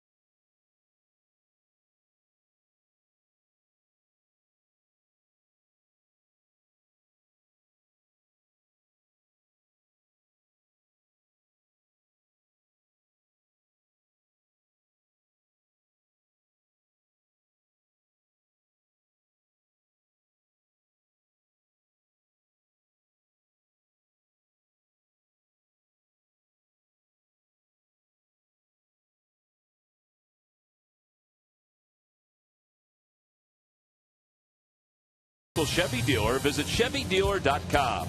By McDonald's. I'm loving it. By Southwest Airlines. Southwest Airlines do rapid rewards, unlimited reward seats, and no blackout dates. And by Dodge. Visit Dodge.com or your local dealer today. Bottom of the 4th. Phillies lead at 7-2. And John Lannon has hit the showers. Colin Ballister takes over his 11th ball game. 1-1, a 4.86 earned run average. Lannon goes 3 innings. This is a frustrating line, Sarge. 3 innings, 4 hits, 7 runs, 1 earned, 5 walks, and 1 strikeout. Well, that's what he's going to look at too. The runs that weren't earned, and really just didn't get a lot of support from his teammates. Now available for a limited time at Phillies.com. Several game-used collectibles, including Cole Hamel's throwback-style uniform, cap, pant, and jersey from his retro night win on July 22nd, plus Jimmy Rollins' game-used helmet from that same night and more. Look for the Phillies Authentic Auction on the homepage at Phillies.com. Now the Budweiser rooftop all lit up, looking pretty sharp. As Chase Utley takes a strike. Renamed the Budweiser rooftop.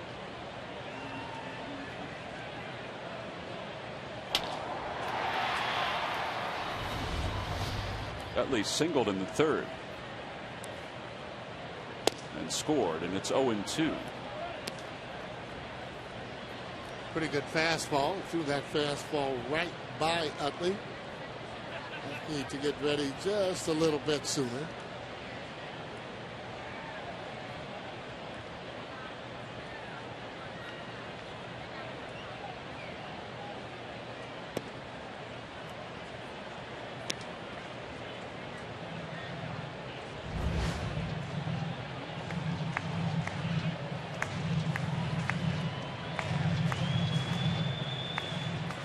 Talked to Davey Johnson earlier, manager of the Nationals. He admittedly says he's still trying to know a lot of these guys and know what they can do. Ian Desmond gives way to Lance Nix, 1 away. Did you get a sense, Sarge, because I didn't, whether Davey Johnson was interested in managing the Nationals next year? I think that he wants to. I mean, you don't want to really go out the way that they would right now. And I think he would really like to have that club from the very beginning. You know, be able to tweak it here and there and to kind of put your own stamp on it. Well, from what I understand from reading the papers and listening to his press conference when he took over for Jim Riggleman, he signed a contract for not only this year but also for next year, and I believe it's an option after that. But if he doesn't want to manage, he'll still be with the front office in some capacity after this year. As Howard fouls it back. Well, that's always great to have insurance. It does take pressure off of you. Well, he's been a good manager and really a great player. Pat Corrales next to him.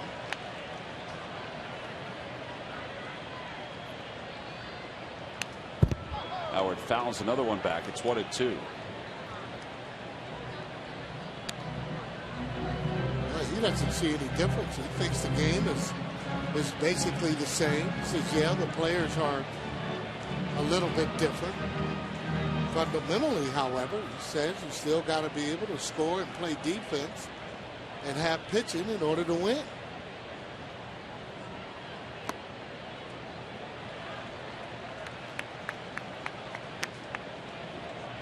Well, they're still trying to put together some pieces for the Nationals, and they're still a ways away, but they do have help on the way.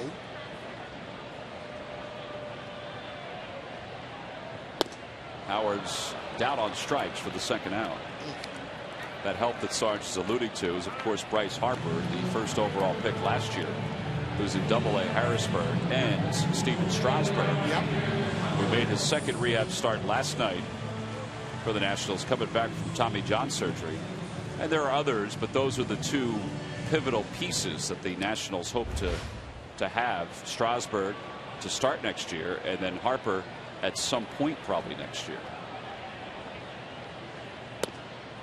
1-0 the count to Hunter Pence. Well, they're hoping maybe he might be able to have one or two starts at the Nationals ballpark, and you know they'll probably sell out when this kid is pitching.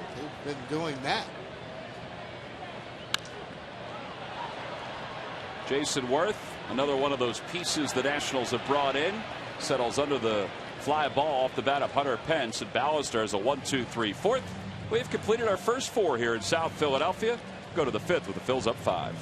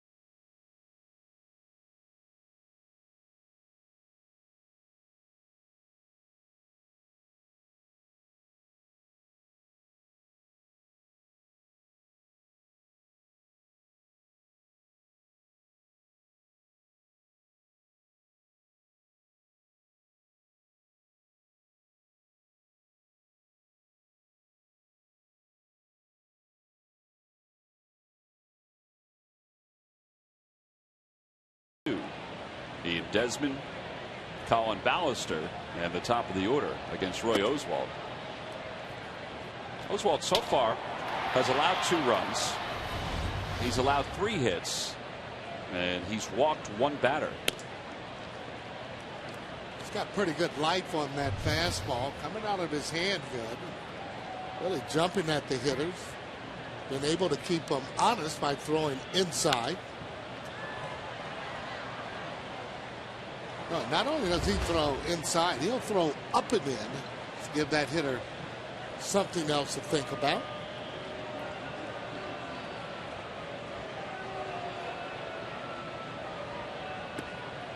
Two balls and 2 strikes the count.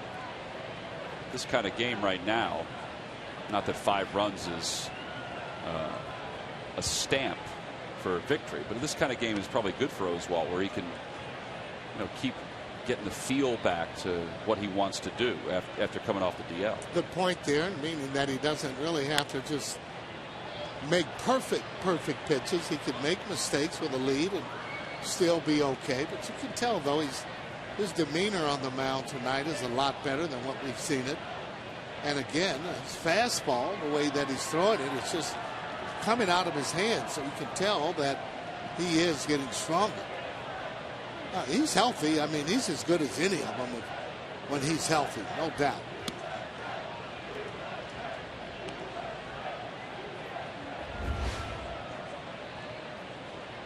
You see his career numbers. How about the second half?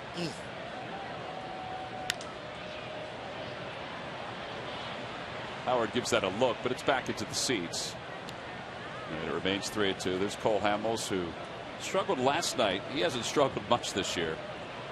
And pitchers sometimes have trouble just getting their feel, getting their arm loose, and he just couldn't get loose, he said last night. Couldn't get loose, didn't have his control. No, he just never could get going with any of the pitches that he had last night.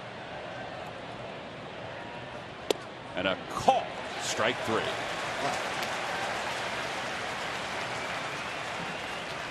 The Phillies are proud to introduce Phillies Fitness, a healthy lifestyles program for children presented by NovaCare Rehabilitation.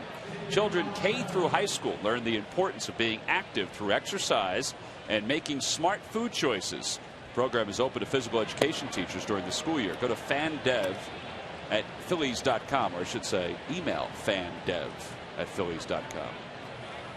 Ballister chops one to second. Big hop for Utley.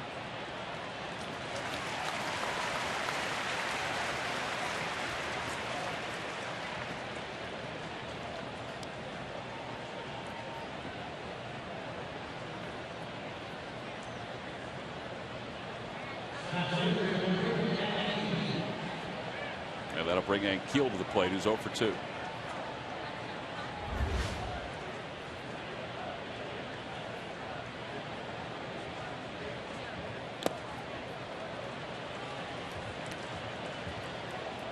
Ankiel right now has a very long swing. That'd be difficult for him to catch up to that ball on the inside part of the plate. Lazy fly ball to center. And Victorino over into the alleyway makes the catch. A 1-2-3 inning for Roy Oswalt. It's his third 1-2-3 inning of the night. We've played 4 1/2. Raul Ibanez will lead it off when we come back.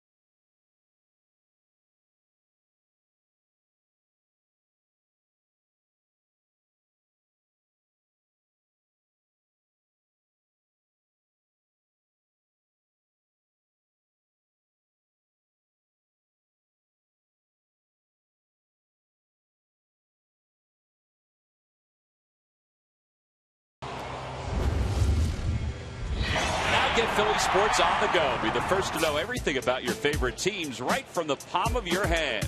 Your teams right now. Download free CSN Sports app today. Raul Ibanez leads it off against Colin Ballister here in the home fifth. Phillies lead it 7-2. It's an odd line score. 7 runs on 4 hits. Yeah. But 2 big errors for the Nationals. When you have the opposition making errors, makes it easier for you. 5 walks also by John Lennon. Well, walking the pitcher too. I mean, that was huge. Want to really make him hit to get on.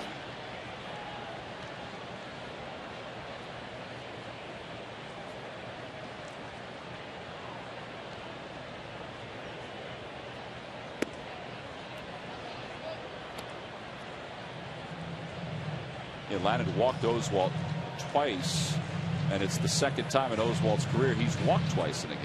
Yeah, usually pitchers don't do that. I mean, you want to make them hit to get on. When you aim the ball or you try too hard, those are the things that happen. It's been a big part of the game too.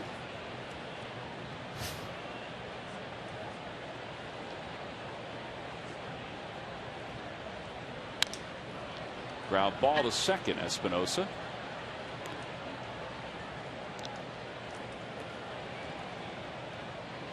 And one away for Carlos Ruiz. Oh, a reminder, tomorrow Phillies and the Nationals will wrap up this 3-game series, and the ceremonies will continue as part of Alumni Weekend. Tomorrow, the unveiling of the Harry Kalas statue here at the ballpark. Should be awesome. Should be awesome. And you can watch coverage of the unveiling of HK's statue on Behind the Pinstripes. Full coverage for the half hour. I'll be on with Scott Palmer. And I know we're all looking forward to it. Hoping the weather holds up. Oh, yeah. And we just invite fans to get here nice and early for the unveiling of the statue. Heard John Crook talk about it last night. And he's right. The fact that the fans were the ones who started this initiative, and it just took off from there.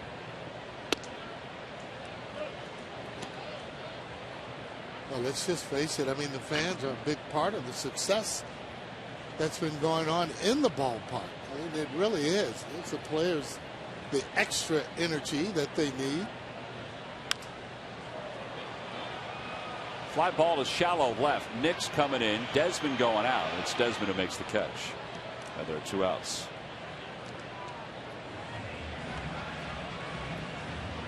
And that'll bring Wilson Valdez to the plate. Right out there by that Gulf sign is where the statue's going to go by Harry the K's. Nice open area where folks can visit and get a chance to see it on a nightly and daily basis while the ballpark is open. Pretty neat.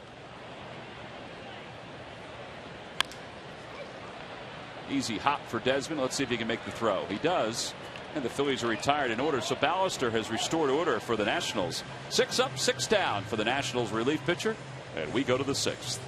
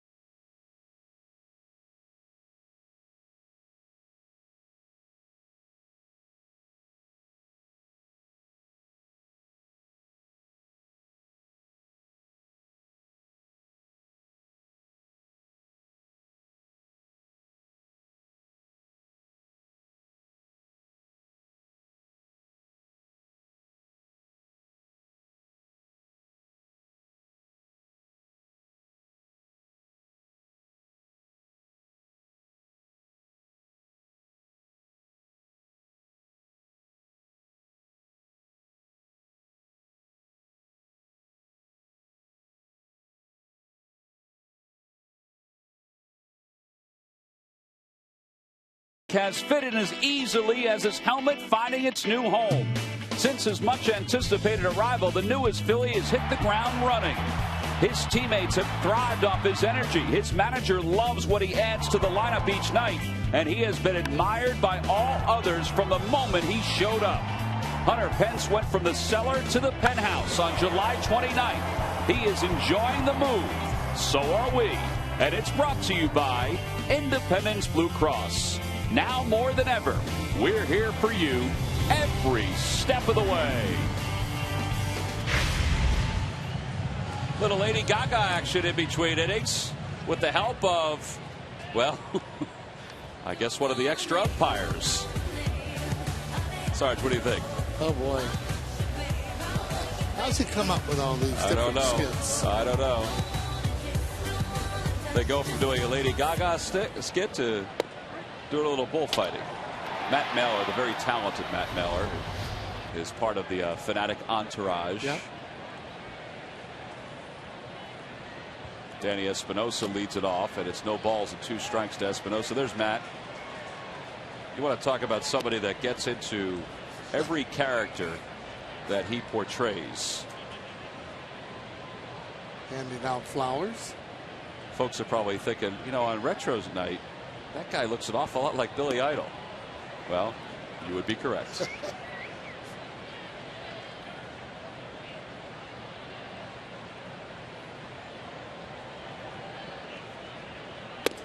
Swing and a miss. A rising fastball. 5 strikeouts for Oswalt. 1 away here in the 6th. That's a good fastball up in the zone with movement. He's starting to feel it as that ball gets out of the zone. On the Toyota Major League scoreboard, Darwin Barney has 3 hits, a run scored, and the Cubs, without Carlos Zambrano, who's been suspended for 30 days. Well, they lead the Braves 3-1. Line drive by Zimmerman down the right field line. Foul. Yeah, I think Carlos has just about wore his welcome out there in Chicago. They've had a lot of problems with Big Z. No, he's a good talent, but I mean, when you keep exploding the way that you do, it just makes it difficult for the rest of your teammates. And then to actually quit and remove your uniform and leave, that's just a no-no. I'm sorry. I know you know him well from your days in Chicago. In fact, you still bust his chops and vice versa every time you see him. But Sarge, he's owed a lot of money next year. I mean, that's going to be a very difficult contract for the Cubs to move. But you wonder if his actions now give the Cubs a chance to take action against him for the last year of that deal. I don't know. Oh, that's going to be pretty difficult there. I mean, not having the last year with that player association. But again, taking away his salary for the month is difficult. Line drive, base hit it to center. Zimmerman's aboard with a 1-out single. That's the first hit for the Nationals since the 2nd. You know, even though the guys really make good money, nobody wants to lose a month salary. You know, you thought maybe that he had kind of found himself going to that anger management. But this game does funny things to you, but you can't explode like that. You certainly can't go in the clubhouse and remove your uniform and just say, hey guys, I've had it. You know, and maybe you're right about that. I mean, for a guy to say, hey, I quit, maybe there is some repercussions that the club can take. So stay tuned.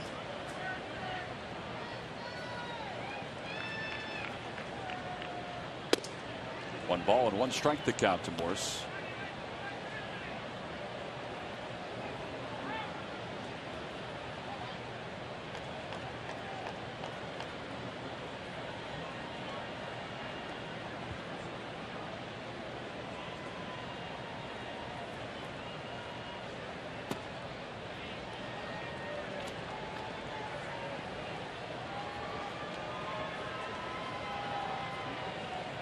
Morse doubled his first time up, scored, grounded out to shortstop his last time to the plate.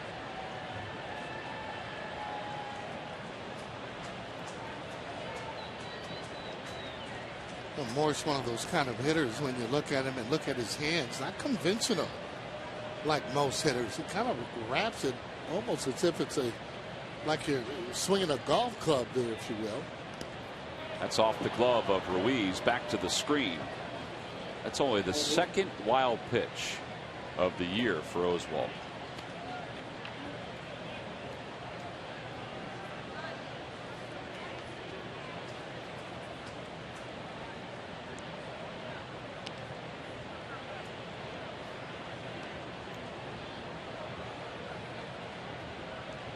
This is what Sarge's talking about as Morse settles in. Look.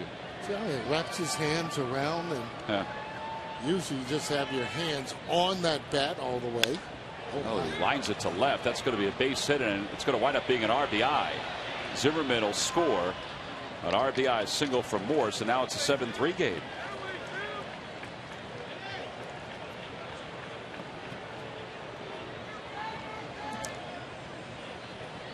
'69 RBI for Morse.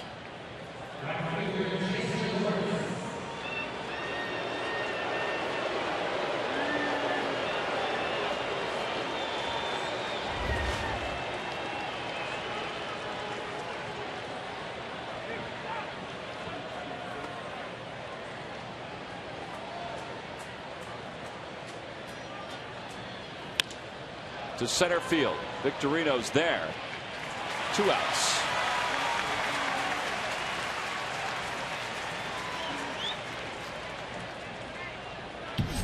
Oswalt's due to lead off the bottom of the 6th. Michael Stutz is up and throwing in the bullpen. So they'd like to get him through this inning. I think they might even want to try to get him through the 7th, but I guess it all depends on how quickly he gets the last out. He's at 86 pitches in tonight's game. One of the things, though, no sense in really pushing him or rushing him. Let him be able to come back. And he's, again, had an excellent fastball. Well, that was a heck of a pitch right there. It was a fastball in the low 90s right into the hands of Nix. A humpback liner to Rollins, and the side is retired. Everybody's still reeling from the Fanatics' latest act here at Citizens Bank Park as we go to the bottom of the 6th.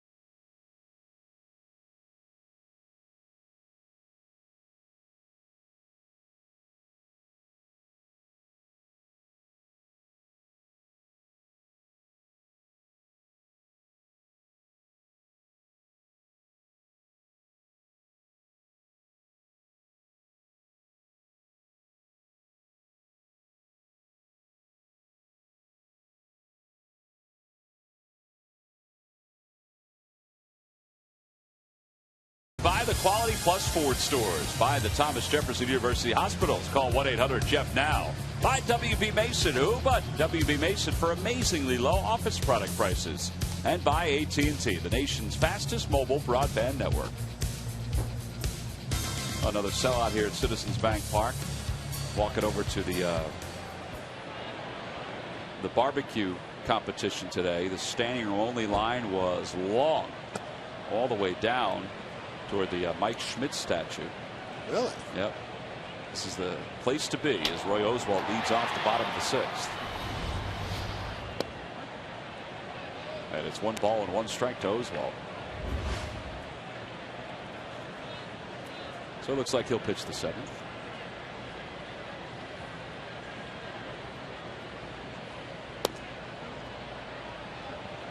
You know, most of the time with the veteran, Charlie will go over and ask him how he feels and whether or not he can go out another 1 or 2.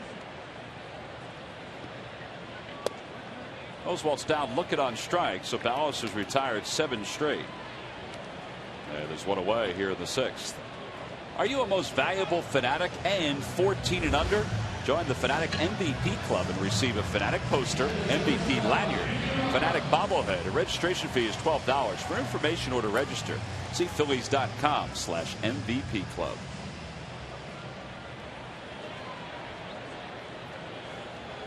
Top of the order, Rollins leads it, or Rollins is the batter. He's 1 for 3.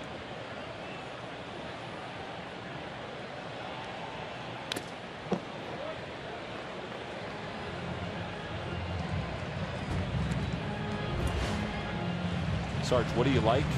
What do you see from Rollins those last month or so? Well, I tell you what, I like him being aggressive on that strike there and just being more aggressive and not trying to lift the ball. Those are the things that I like, and those are the things that I don't when he tries to lift the ball. Sometimes when he hits a home run, he thinks maybe about hitting, another one, but when he's short to the ball, it stays on top of it. He's down swinging on strikes, but the ball gets away from Ramos, so Rollins is safe at first. That'll be a wild pitch.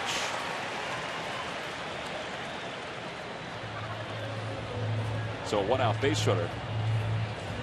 It's hard breaking ball as he gets over to first base there. You see how he just kind of waves at that pitch there out in front of that, so that tells me he didn't really see the ball the way that he would like to. We talk about it for the hitter. He's got to pick up the spin of the ball as quick as possible.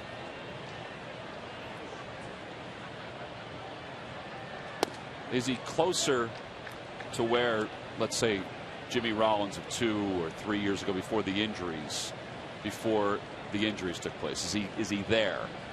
I don't think so for me. I mean, remember before Donald's triple, he's hitting line drives after line drive. He stayed up the middle quite a bit that year. That one's back toward the middle, a spinner right past Espinosa. A base hit for Victorino. Phillies have first and second with 1 out. No, that's a play for me. A ball right up the middle. If J-Ro's legs are filling the way that they should, he's automatically on third base on that ball going up the middle. No, it's the job of that 1-2 guys that are in your lineup. You get base hits up the middle of the right field. There's, for me, no excuse not to be to third base.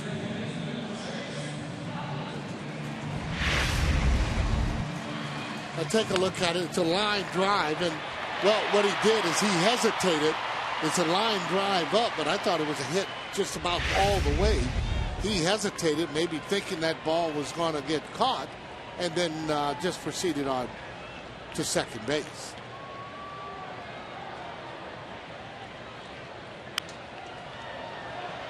The guy you're really impressed with is Victorino. I mean, he's maintaining that 300 average. He's hitting a lot of line drives. But both Victorino and J-Ro, for me, could run a little bit more, putting pressure on the opposition.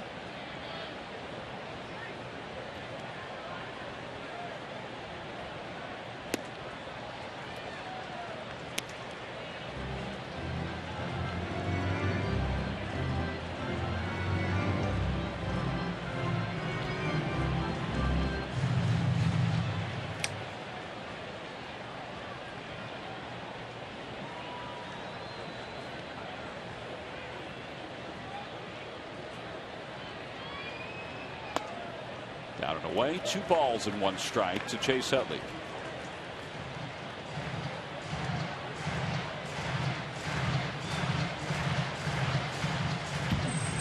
Howard's had a big night, 3 runs batted in, 94 RBIs on the season. Well, looking at 100, obviously again, providing he doesn't sustain any type of injuries. Ground ball, 1 hopper, backhanded and dropped by Morse, and the bases are loaded. Well, that's the third error of the night for the Nationals. Wow. Well, when you don't play good defense, very difficult to judge your pitching. It does go hand in hand. Let's take a look, see what Howard has done so far tonight. This is the first inning.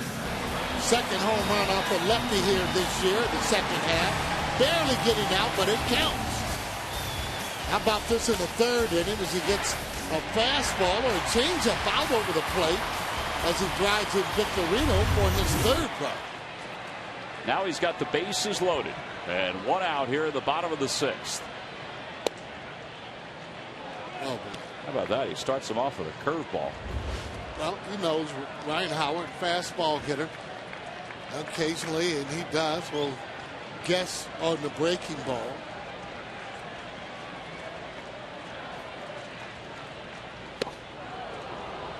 Wow. Now, these are these at-bats you don't want to give up with runners in scoring position. You want to be able to get something out of this. See, Morse made an error. Desmond's made an error tonight. Espinosa's made an error. Phillies have scored 6 unearned runs. They lead at 7-3.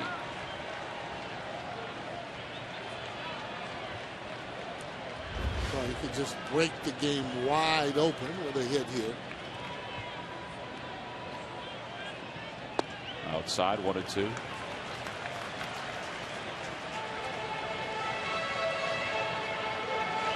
So you want to get to where you know the strike zone in these situations. Always felt pressure on the pitcher, not to just throw a strike, but a quality strike. 96 on that one from Ballister. With movement.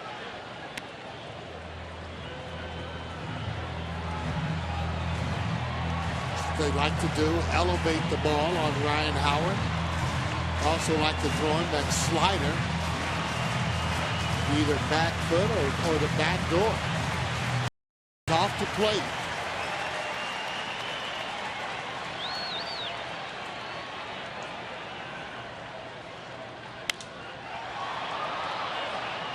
Give Ballister credit for. He's really worked in the outside part of the plate. He's not coming in at all. 45,570. 45,570. Very good pitch to foul off there. And get those early strikes on you. As a hitter, you're more in that defensive mode, just really trying to make solid contact.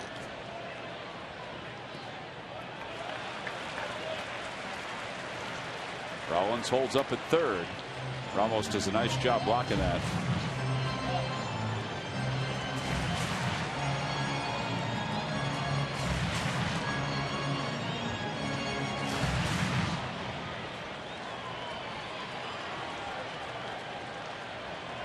Two at two, the count to Howard. Ground ball right side. Morse has it. Goes to second for one. The throw on to first. And he dropped the ball. A run scores. It'll be another RBI for Howard. His fourth of the game. It's an 8-3 game.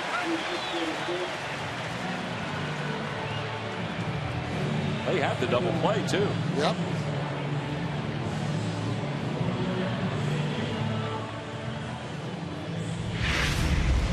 Well, this was a tailor-made double play. Gets it in fine fashion. Utley going in hard, and throw was just booted. He just missed the throw. We'll say that for a pitcher, though, trying to get over to first and stretch, that is a difficult play, but they practice that quite a bit in spring training.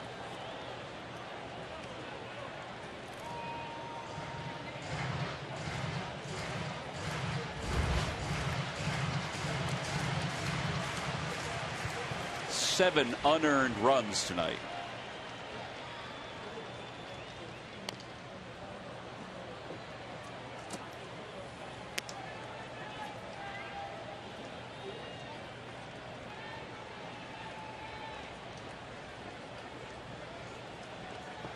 And it's 0-2 to Pence. Sorry, Tom. They're hard to win when you're giving up extra outs.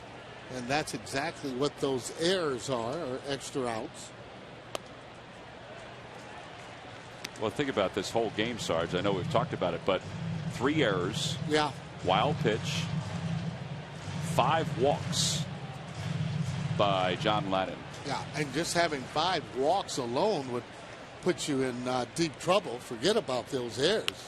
Toward third, just foul.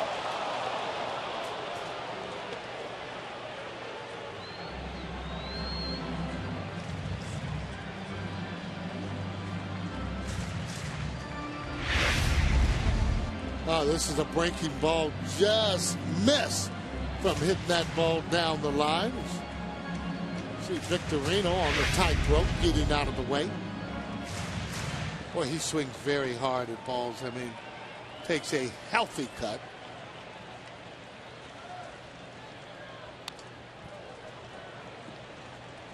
One of the reasons why it's so difficult for him to hit that good slider. Slider looks like a fastball coming in and then darts away. Good slider. You can actually see a little dot on that ball, on the movement of it. There is a breaking ball up the third base line. Zimmerman has it, flips to first just in time to get Pence, and the side is retired. The Phillies get another run tonight, this one here in the 6th. We go to the 7th with the Phils on top once again by 5.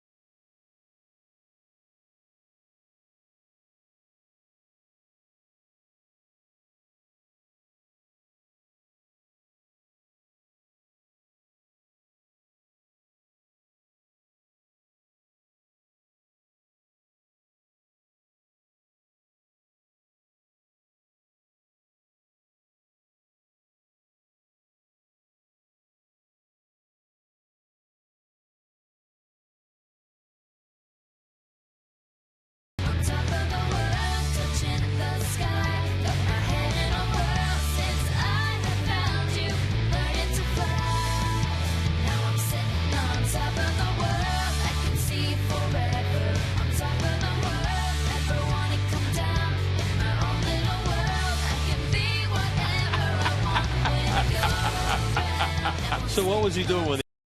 And it was about to rain. He had a hat. He didn't want the hat to get wet. It was a new straw hat. Is that what he said? I figured he had a reason. Oh, that was too funny. Wilson Ramos leads off the top of the 7th. For brittle broadcasters. He pointed out that Larry had one too. Well, that's my point. He said Larry didn't have a hat, but he said Larry didn't want his hair to get wet. That was funny, seeing him walk out there with that umbrella.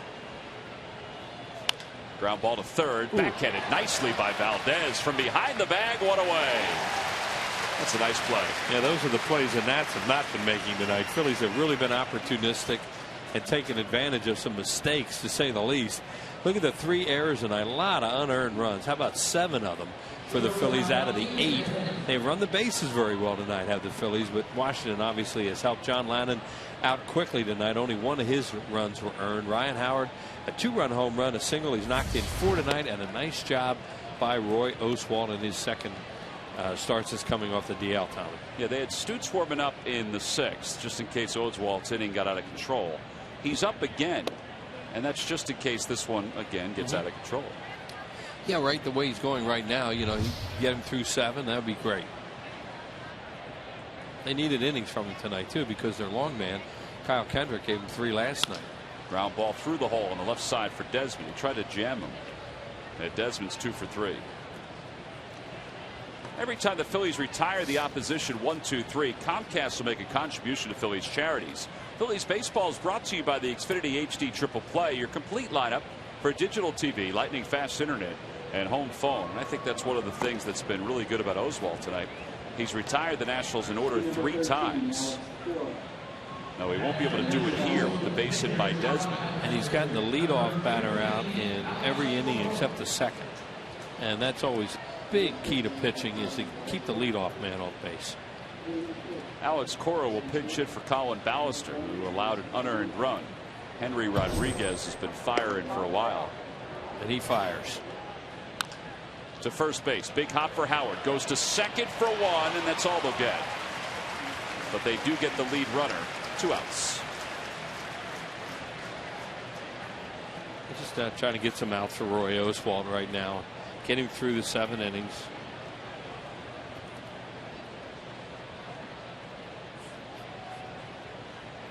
Quick out for him there.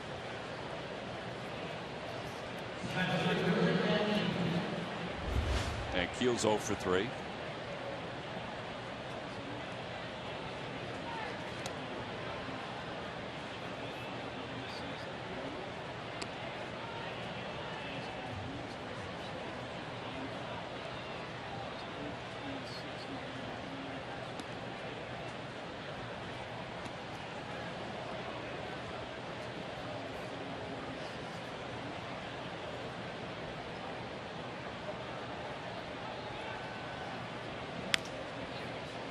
Behind second base, Utley and Rollins are there, and it's Chase who makes the call on the catch, and the side is retired. No runs, a hit, 1 man left. Roy Oswalt's through 7 in his second start off the DL, and the Phillies are on top 8-3.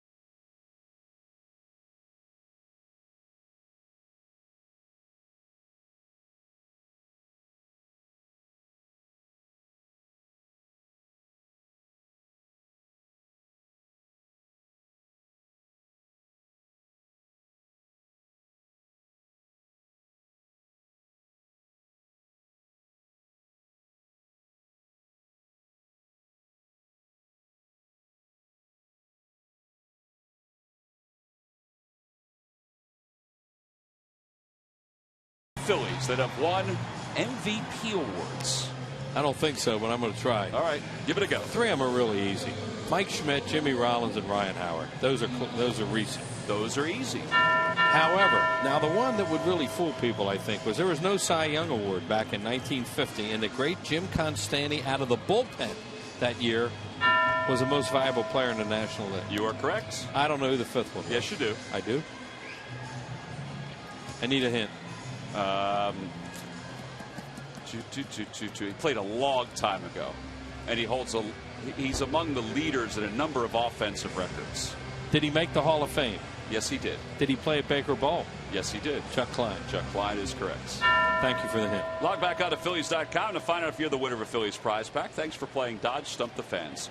So Klein, Constantine, Schmidt, Howard, and Rollins. Yeah, and some of them were multiple winners. Mike won 3, right? I think Michael won 3 of them. That's pretty good. At least 2. Ibanez leads it off against Henry Rodriguez, his 37th game. Rodriguez 3-2, a 4.36 ERA. Schmidt did win 3. Win 3. The one for Jim Constantine is pretty amazing, and with the Phillies having to win the pennant on the last day of the season, and Robbie pitching the whatever it was 10-11 innings before Sisler's home run. With Sisler's home run, Constantine started the first game of the World Series that year, and he'd been in the bullpen all year. He'd been a relief pitcher. What do you think made them think that he could start and be effective? I think they were out of bullets. Desperate. Kurt Simmons was in the Army. Right, off to the war. Yeah, they were, and they had a fight like heck there at the end to win the pennant, so they were kind of blown out with pitching, I guess. I should say off to the service. Yeah. As Ibanez lines it to left, and Nix makes the catch. Time now for our Citizen 7. These lucky fans are tonight's Citizen 7. They will receive a prize pack courtesy of Citizens Bank. Citizens Bank with the most 7-day branches in the Philadelphia area. To find a branch near you, visit citizensbank.com. In that game in 1950, he was beaten 1-0 in that game by Vic Raschi. Phillies had 2 hits. The Yankees had 5. Say how long he went.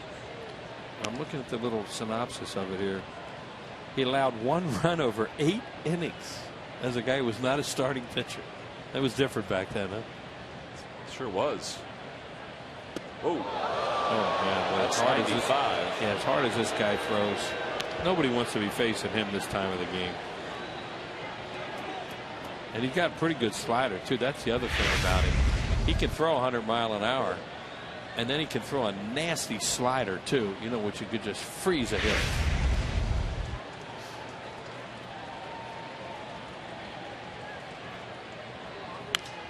To right field again for Ruiz. Pretty deep. Worth going back, has room, and he makes the catch. Did a little bunny hop at the end. Yeah, he knew that wall was coming up. Jason's played enough games here that he could feel the warning track. He knew where he was on the track, and he's thinking, I don't have much further to go.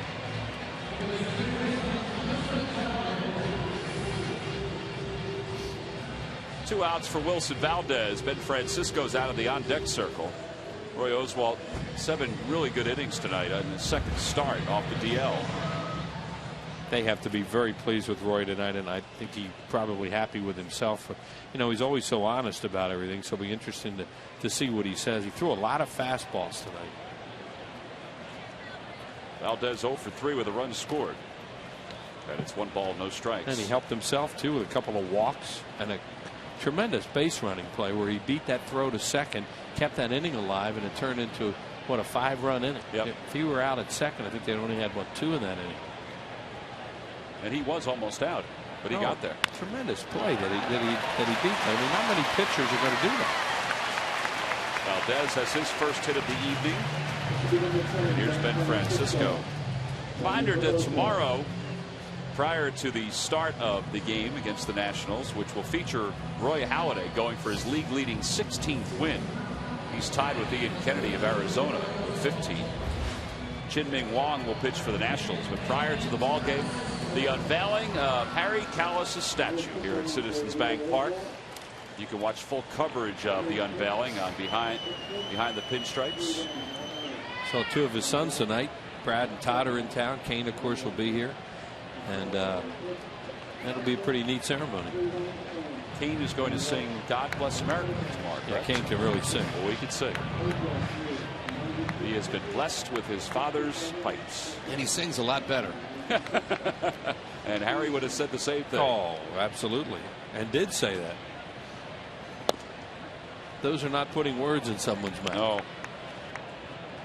Harry was an enthusiastic singer. I heard it coast to coast for enough years.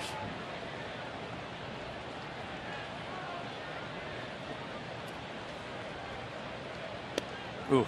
Breaking ball in there for strike. It's 1-2. That's not fair. The guy throws as hard as this guy does, and then he drops one of them on you.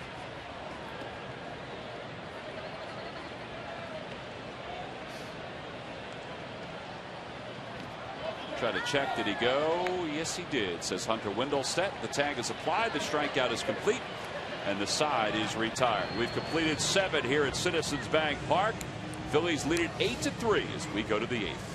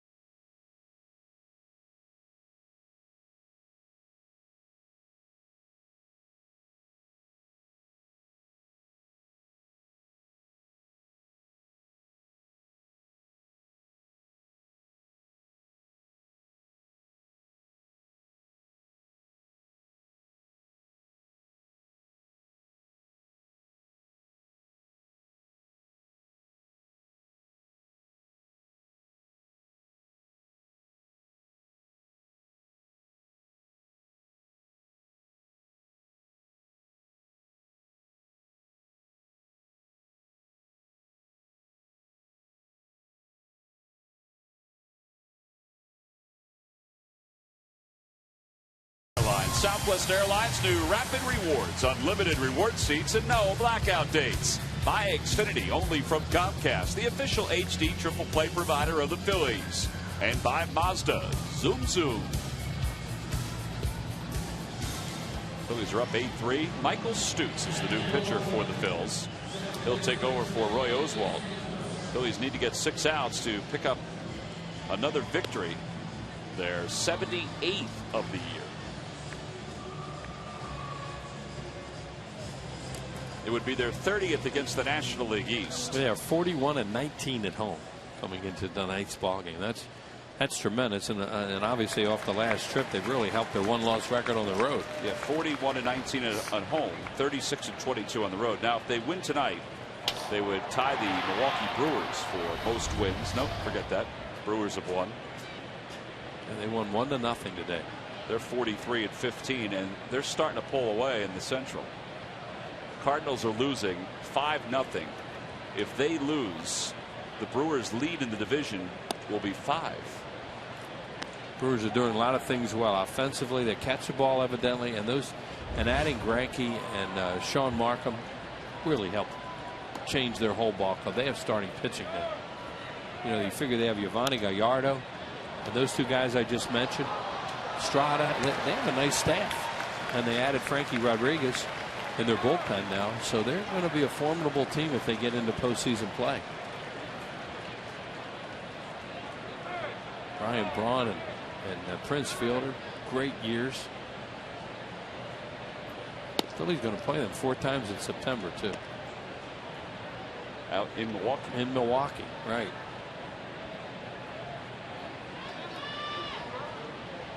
Be a good series. 2-1 the count to Danny Espinosa. And it's 3-1. Yeah, thinking about the other divisions, how about Arizona? Now they're trailing the Mets tonight 4-2. The Giants are winning 3-0. So if the scores hold, that race will tighten. The Giants would be within a game. Right. Lincecum gave him a good game tonight. On a 3-1 pitch, Espinosa drags it to Utley, 1 away. Lincecum's next start should be against Atlanta. Tomorrow, before the Phillies Nationals game, the Phillies in the Baseball Tomorrow Fund will be collecting new and gently used baseball and softball equipment to benefit Pitch In for Baseball, an organization that provides equipment to deserving communities both in Philadelphia and around the globe. Donations may be made at any of the entrance gates. Fans donating will have a chance to receive an autographed item. So again, that's prior to tomorrow's ball game. So if you're coming out, stop by one of the sporting goods stores in the area, maybe one of the Models in the area, and get some of the gear and bring it out to the ballpark.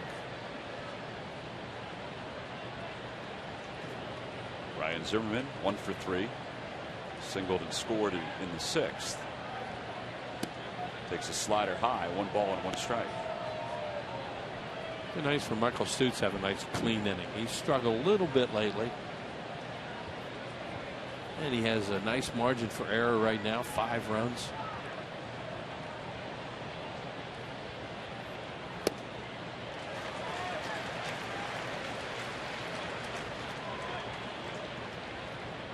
Put his fastball in a really good spot there. You know, you throw your fastball in that spot, and it's almost impossible to hit, especially at 94.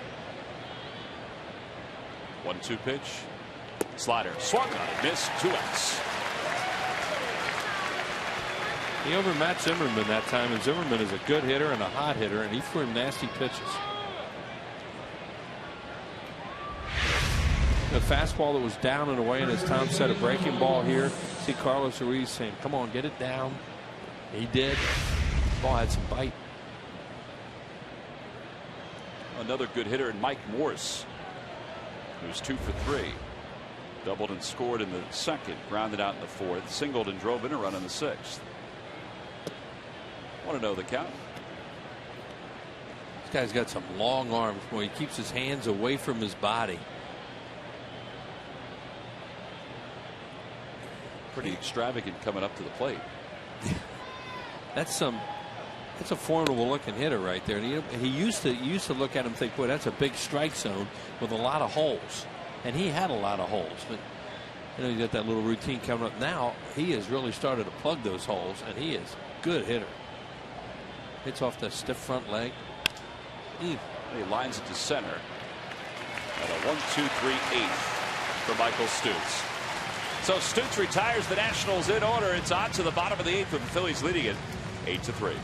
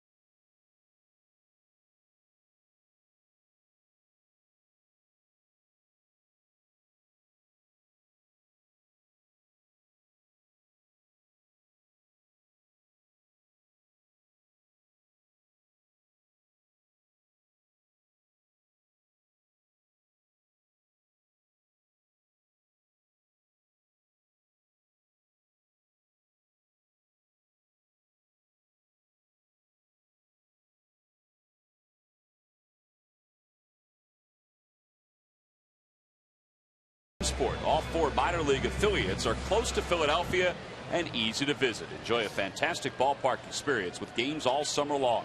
Visit Phillies.com/minor leagues for more information and to order tickets. Oh, that was, as Bob Uecker said, just a bit outside. A little bit hot. Just a bit outside. And that makes hitters jumpy.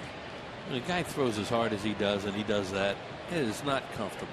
Makes the guy in the first row behind home plate a little jumpy too. Hoping that screen's working. But even if you're a left-handed hitter, you can pull off a little bit. The guy does that.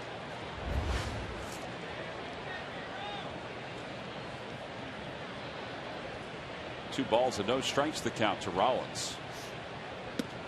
And it's 3-0. See how he opens up little bit early, just even working on his shoulder a little bit then to himself. And that's probably, he just has a tendency to overthrow a little bit.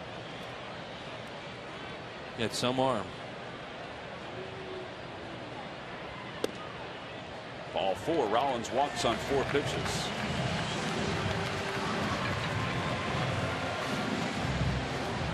Sixth walk issued by Nationals pitchers tonight. 5 by John Ladden, who started, went 3 innings, allowed 4 hits and 7 runs. 6 of the runs were unearned. In fact, the Phillies became the second National League team to score 7 unearned runs in a game this year. Who's the other one? The Reds.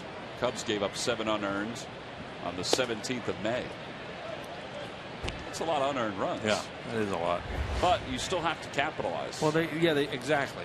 And the last time the Phillies did it back in '96 at Atlanta.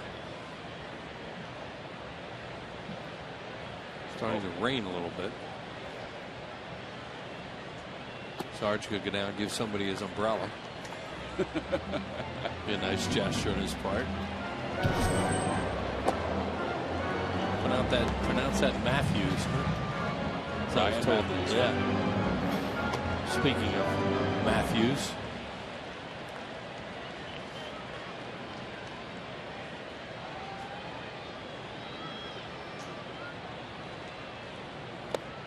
Victorino tried to check. Did he go? No. This is the third base umpire, Bob Davidson. And it's 2-1. See a little light spritz right now. We did hear before the ball game that there might be some showers that would come along as the game moved on. Yeah, they were really accurate that it would rain before the game and be able to start on time, hopefully, and they did. Phillies don't have anybody out, so it looks like Stutz is going to pitch 2 innings. They decided to do a little bit more of that. They think he's more effective that way than back-to-back games. Because he's already worked up a lather and gotten himself loose and everything. I don't know. You know, there's a bullet to right. You know, they chart that stuff and how a guy is effective, and evidently they looked at it and thought he wasn't as effective. You know, if he went back-to-back. So they decided to notice lately to use him maybe more than an inning. Now we'll see as this inning goes along and he sits. 2 on for the Phils here in the 8th. Tonight on Sports Night, get a full recap of this game, plus the latest reports from Eagles training camp. Get all the news Philly fans need to know on Sports Night, presented by Toyota. Coming up after Phillies postgame live, only on Comcast. Davey Johnson's out to the mound. Henry Rodriguez has completed his outing, and Ryan Matthews is coming in for the first time in this series. So bottom of the 8th, nobody out, 2 on. We've got an 18-team call to the bullpen here at Citizens Bank Park, with the Phillies on top by 5.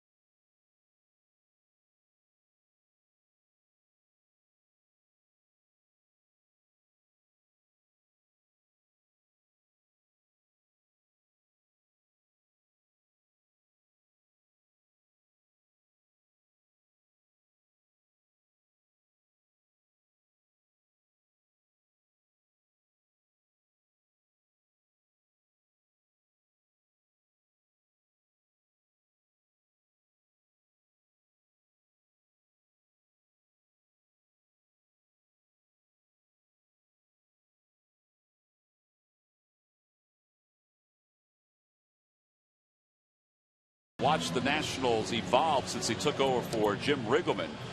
He's probably come up with some answers even for next year. Ryan Matthews in his 26th game is one of those kids that he's gotten a chance to watch pitch. He's 2-2 with a 2.52 earned run average. Not too shabby. And he's on the pitch here in the 8th, and he'll face Chase Utley with 2 runners on. They're very high on some of their young pitchers in the minor leagues. Obviously, Strasburg is going to be up here at some point this year, and they may shut Zimmerman down and pitch Strasburg to save Zimmerman innings and get Strasburg some work. And the reason for that is that Jordan Zimmerman's coming off Tommy John surgery. Yeah. And they wanted to keep him, I think they said somewhere around 160 innings. Yeah. And right now, let's see how many he has. Because Strasburg's had a couple, two, and I think they two want starts, to have at least one, if not 2 more. 145. Want to know the count to Utley, who's been on base twice tonight. And he hits it in the air down the left field line. He's carrying pretty well out toward the track.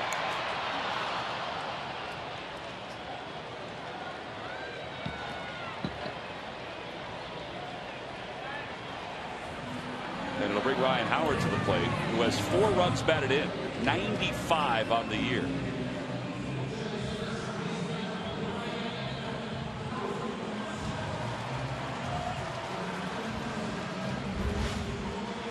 Howard's game high in RBI is 7.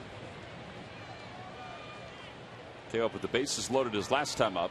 Got an RBI on a ground out.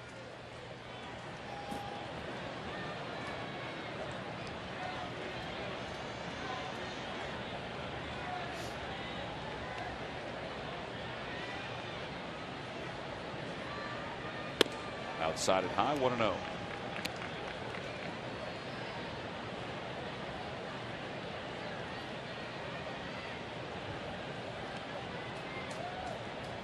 Infield plays Howard to pull, but not with 3 infielders on the right side of the diamond. Desmond is just shaded toward the middle. And that one goes all the way back to the backstop. Rollins moves to third, Victorino to second.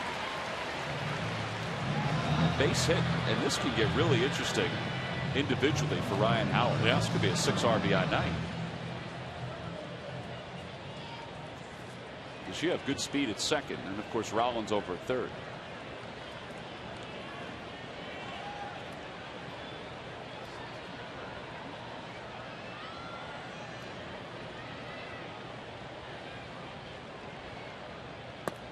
They play the infield in. Dangerous with a guy like Howard if he hits it on the screws. Sure is. They just don't want to give up another run. Phillies record for RBIs in a game is 8. Held by a number of guys. Well, he's not going to get a chance to drive in a run here because they're going to just throw the last pitch outside. One of them is Jason Worth and Mike Schmidt, Willie Jones in there. Puddinhead Jones, pretty good third baseman, Tom. Here's Hunter Pence, 0 for 2, walked twice, scored a run.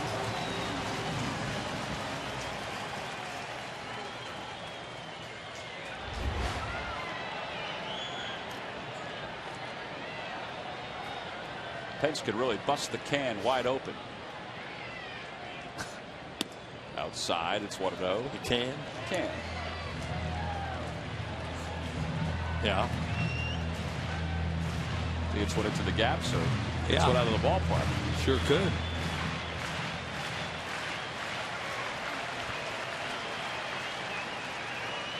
Playing him the other way, big gap in left center. Hits one through the hole, a base hit. Rollins has scored. Victorino's held at third. It's 9-3. Phillies, an RBI single for Pence. Ball was hit hard. Yeah, really hard. No chance to score Victorino on that play. Plus, when you have a big lead like this, a lot of times they'll stop a guy like Juan Samuel did, especially if there's any chance he'll get thrown out. Raul Ibanez coming up. Hunter Pence got a little slider there, was up a little bit out over the plate. Boy, he hits the hardest ground balls. And those are semi-liner, but they all look like they have their top spinners, which means they just go faster.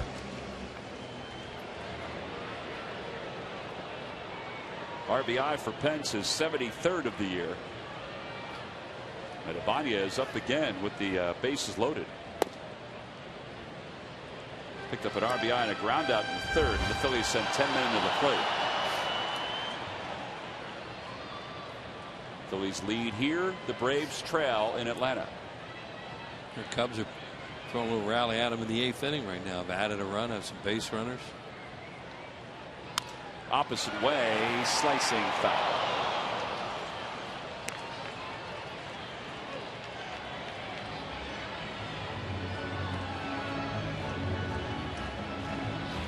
Made sure that that ball was foul. Yeah, Bonnie's had a couple of them down the line tonight that have been very close to the line after last night. He's doing a good job watching Bob Davidson there. See what the call is. See the runners all the way around. Victorino, Howard, and Pence. To left field. Nix toward the line. That'll score Victorino. Nix makes the catch. Victorino heading home. It'll be a sac fly for Ibanez, his second RBI of the night. And the Phillies are on top. With 2 more runs here in the 8th. They lead at 10-3. Yeah, it's a nice little bounce back game for them after last night when they didn't score much. Kind of flat. And Livan Hernandez made them flat too. He pitched very well in that game. But tonight they've come out and really taken advantage of some of the mistakes by the Nationals, and I think had one of their better base running games, especially early when they were first to thirding and making things happen.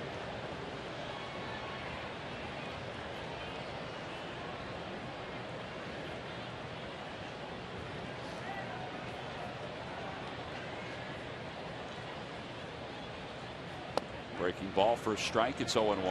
And Roy Halladay out tomorrow afternoon if they can win this game to try and win another series. And you mentioned Chin-Ming Wang will pitch, who was a tremendous pitcher for the Yankees at one time, and then was injured and never been the same. Injured his foot running the bases against the Astros when he was hitting. During interleague play. Unbelievable sinker ball pitcher. 19 wins 2 years in a row. Right, 38 wins.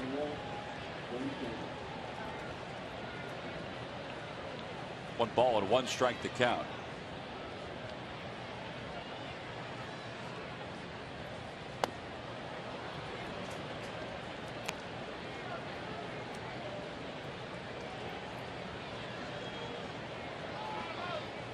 Rodriguez, the first guy tonight to give up all earned runs. All two of them. All 2 of them. Lannon gave up 7 runs, 1 earned, 6 unearned. And Ruiz lines it to right center, a base hit. Howard's going to score. Pence will stop at second. It's kicked by Worth. 11-3 Phillies. And Carlos has an RBI. And Matthews is hanging some breaking balls. Carlos did a really nice job. Looked like with a high slider. Just took it the other way.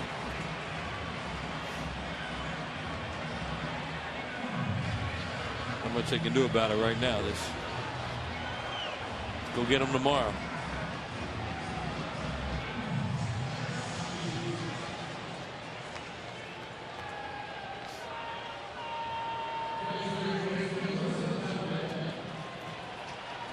Wilson Valdez is a hit in 4 at bats. Scored a run in the 3rd. Singled his last time up. To second base. And Espinosa throws him out. The side is retired. The Phillies sent 8 men to the plate. They scored 3 more runs. They lead 2. Hunter Pence had an RBI. So did Carlos Ruiz. We go to the 9th. Michael Stutz getting ready to get back out there.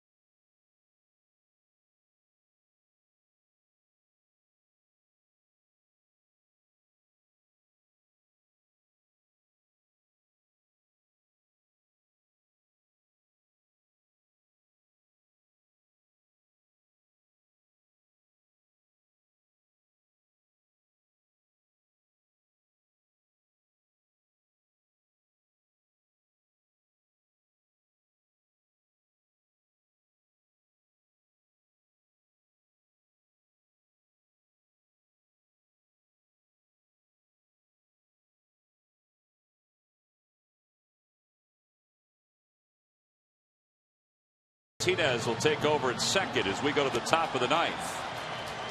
Michael Stutz getting set for his second inning of relief. Phillies are on top 11-3. Ryan Matthews, who came on to take over for Henry Rodriguez. Well, he allowed a couple of inherited runners to score and then one of his own. Jason Worth will lead it off here in the ninth.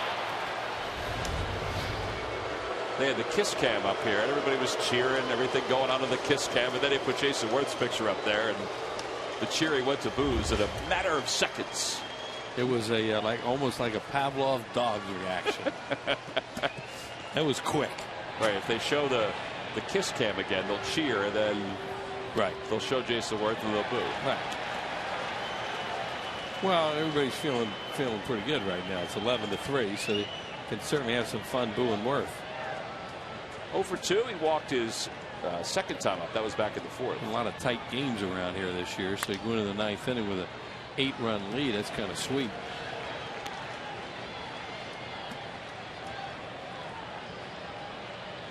Cubs are adding runs against the Braves right now.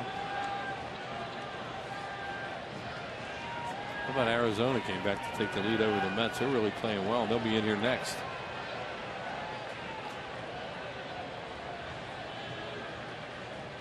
Be a good series. I watched the end of that game last night. They had an interesting lineup. As Worth loops one towards shallow right. That's going to drop in for a hit. The Diamondbacks last night had Sean Burroughs playing third. Remember Sean Burroughs? Oh, yeah. #1 pick of the Padres. Out of baseball for a few years. Yeah. They had Sean Burroughs at third. Cody Ransom at short. Yeah. Xavier Nady got hurt, broke his hand. They signed Lyle Overbay. I mean, they had a hodgepodge of guys out there. Yeah, that Goldschmidt playing, right? That young kid. They want him to play. Yeah. He's the minor league home run champion. It'd be fun to see them. Upton, tremendous player. Their pitching has been very good, too. Their starting pitching. Kennedy has 15 wins. Hudson's a good-looking young pitcher. They're for real. You know, that division is not real strong in the West, and they have a heck of a chance to win it. Slowly hit right side. Martinez chases Howard back to the bag, one away. On the out-of-town scoreboard, Cubs lead the Braves 8-2. Starlin Castro, who leads the league in hits, has 4 tonight. 2 runs batted in, a run scored. So the Cubs lead the Braves there. We're just catching raindrops here as the Phillies are on top 11-3.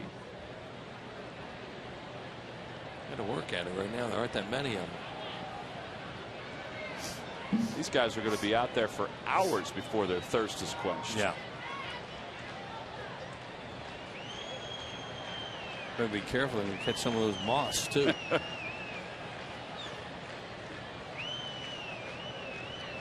Ramos is 0 for 3, batting with a runner at second, 1 out in ninth, and a slider for strike 1.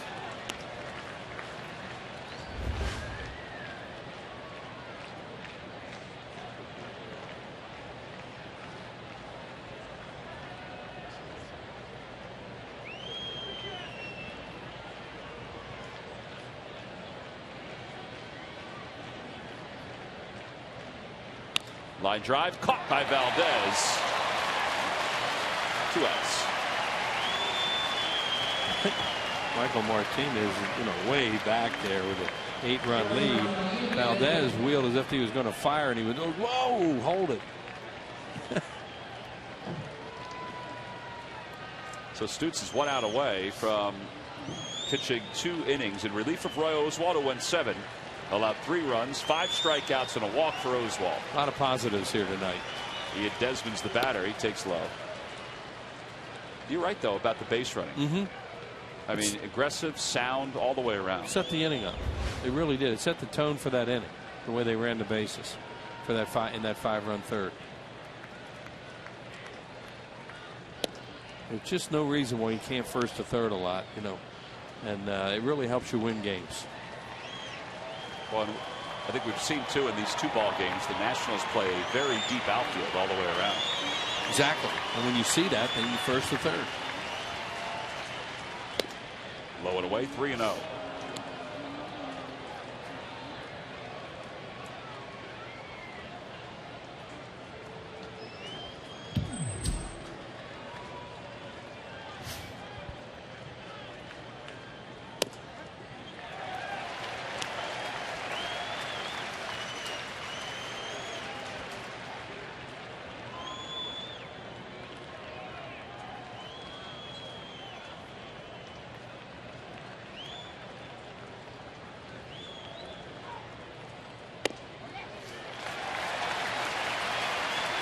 Stutes has battled back. It's 3 balls and 2 strikes. 45,570. Last night was a little bit of a lull.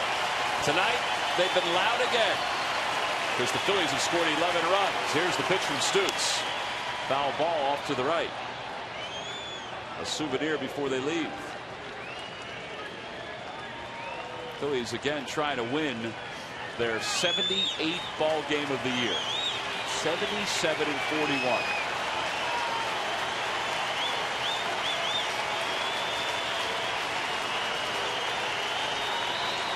The payoff pitch. Up high, ball 4. And Johnny Gomes will bat with 2 outs and runners on first and second. This will be number 30, Johnny Gomes. Ready for Matthews.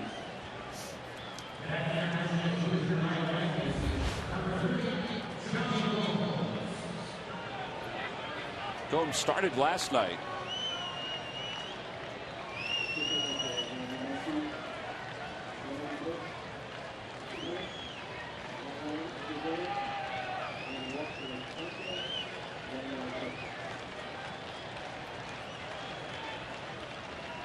Takes a strike. It's 0-1. Stutes has good life on his fastball. 93. He's had a good slider too. Got a little wild with the at-bat to Ian Desmond, but trying to bounce right back and get into form here with Johnny Gomes at the plate.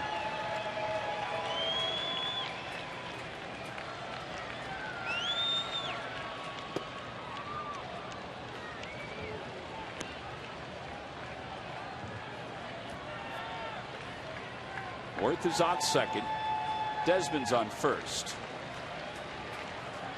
Not a real matter right now with the Phillies up by 8. No, everybody was way back in the infield, you know, just trying to get this out and have a nice win. Good pitch. 1-2. He slowed up the breaking ball a little bit more. And here they come again. Nice relaxed game for the fans tonight. 2-2 at one point, and then Phillies kind of broke it open early. 5 in the third, 1 in the 6th, 3 in the 8th. Here we are at the top of the ninth. It's 11-3. The 1-2. Fouled away.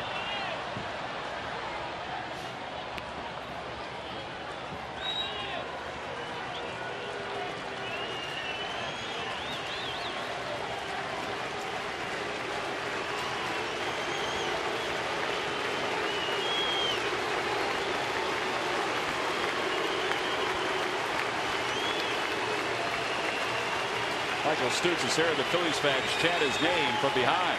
Back toward the middle. Backhanded by Martinez. Runs to the bag in time. And the ball game is over. Michael Stutes, 2 scoreless innings in relief of Roy Oswalt. And the Phillies take game 2 by a final of 11-3.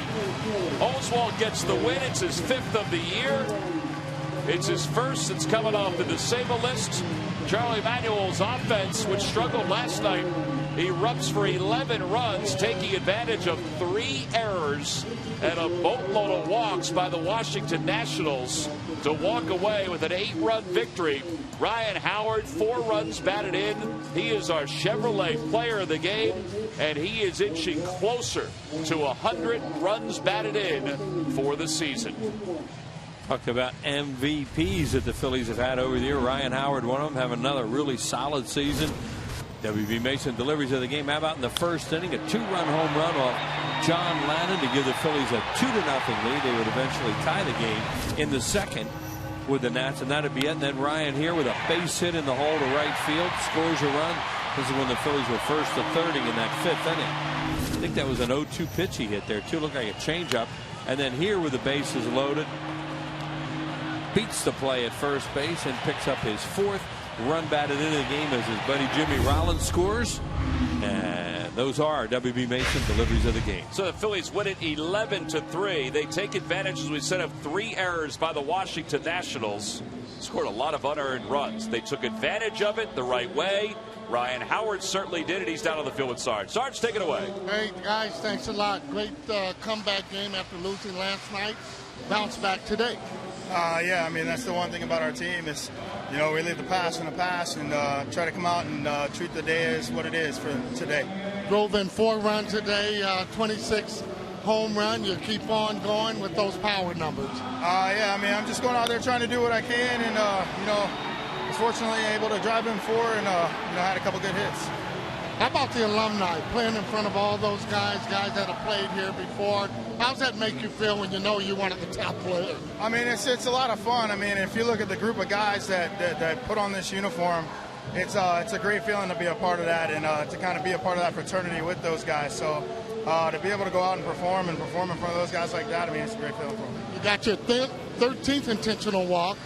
Pence came up and got another base hit. That's got to make you feel good knowing that, hey, these guys just can't walk you. Oh, yeah, I mean, it's a great feeling. I mean, if teams want to walk me and Hunter's coming up and he's getting the job done, I mean, that's going to be big. I mean, he's another threat in the lineup, and, you know, he's coming through for us. Last question.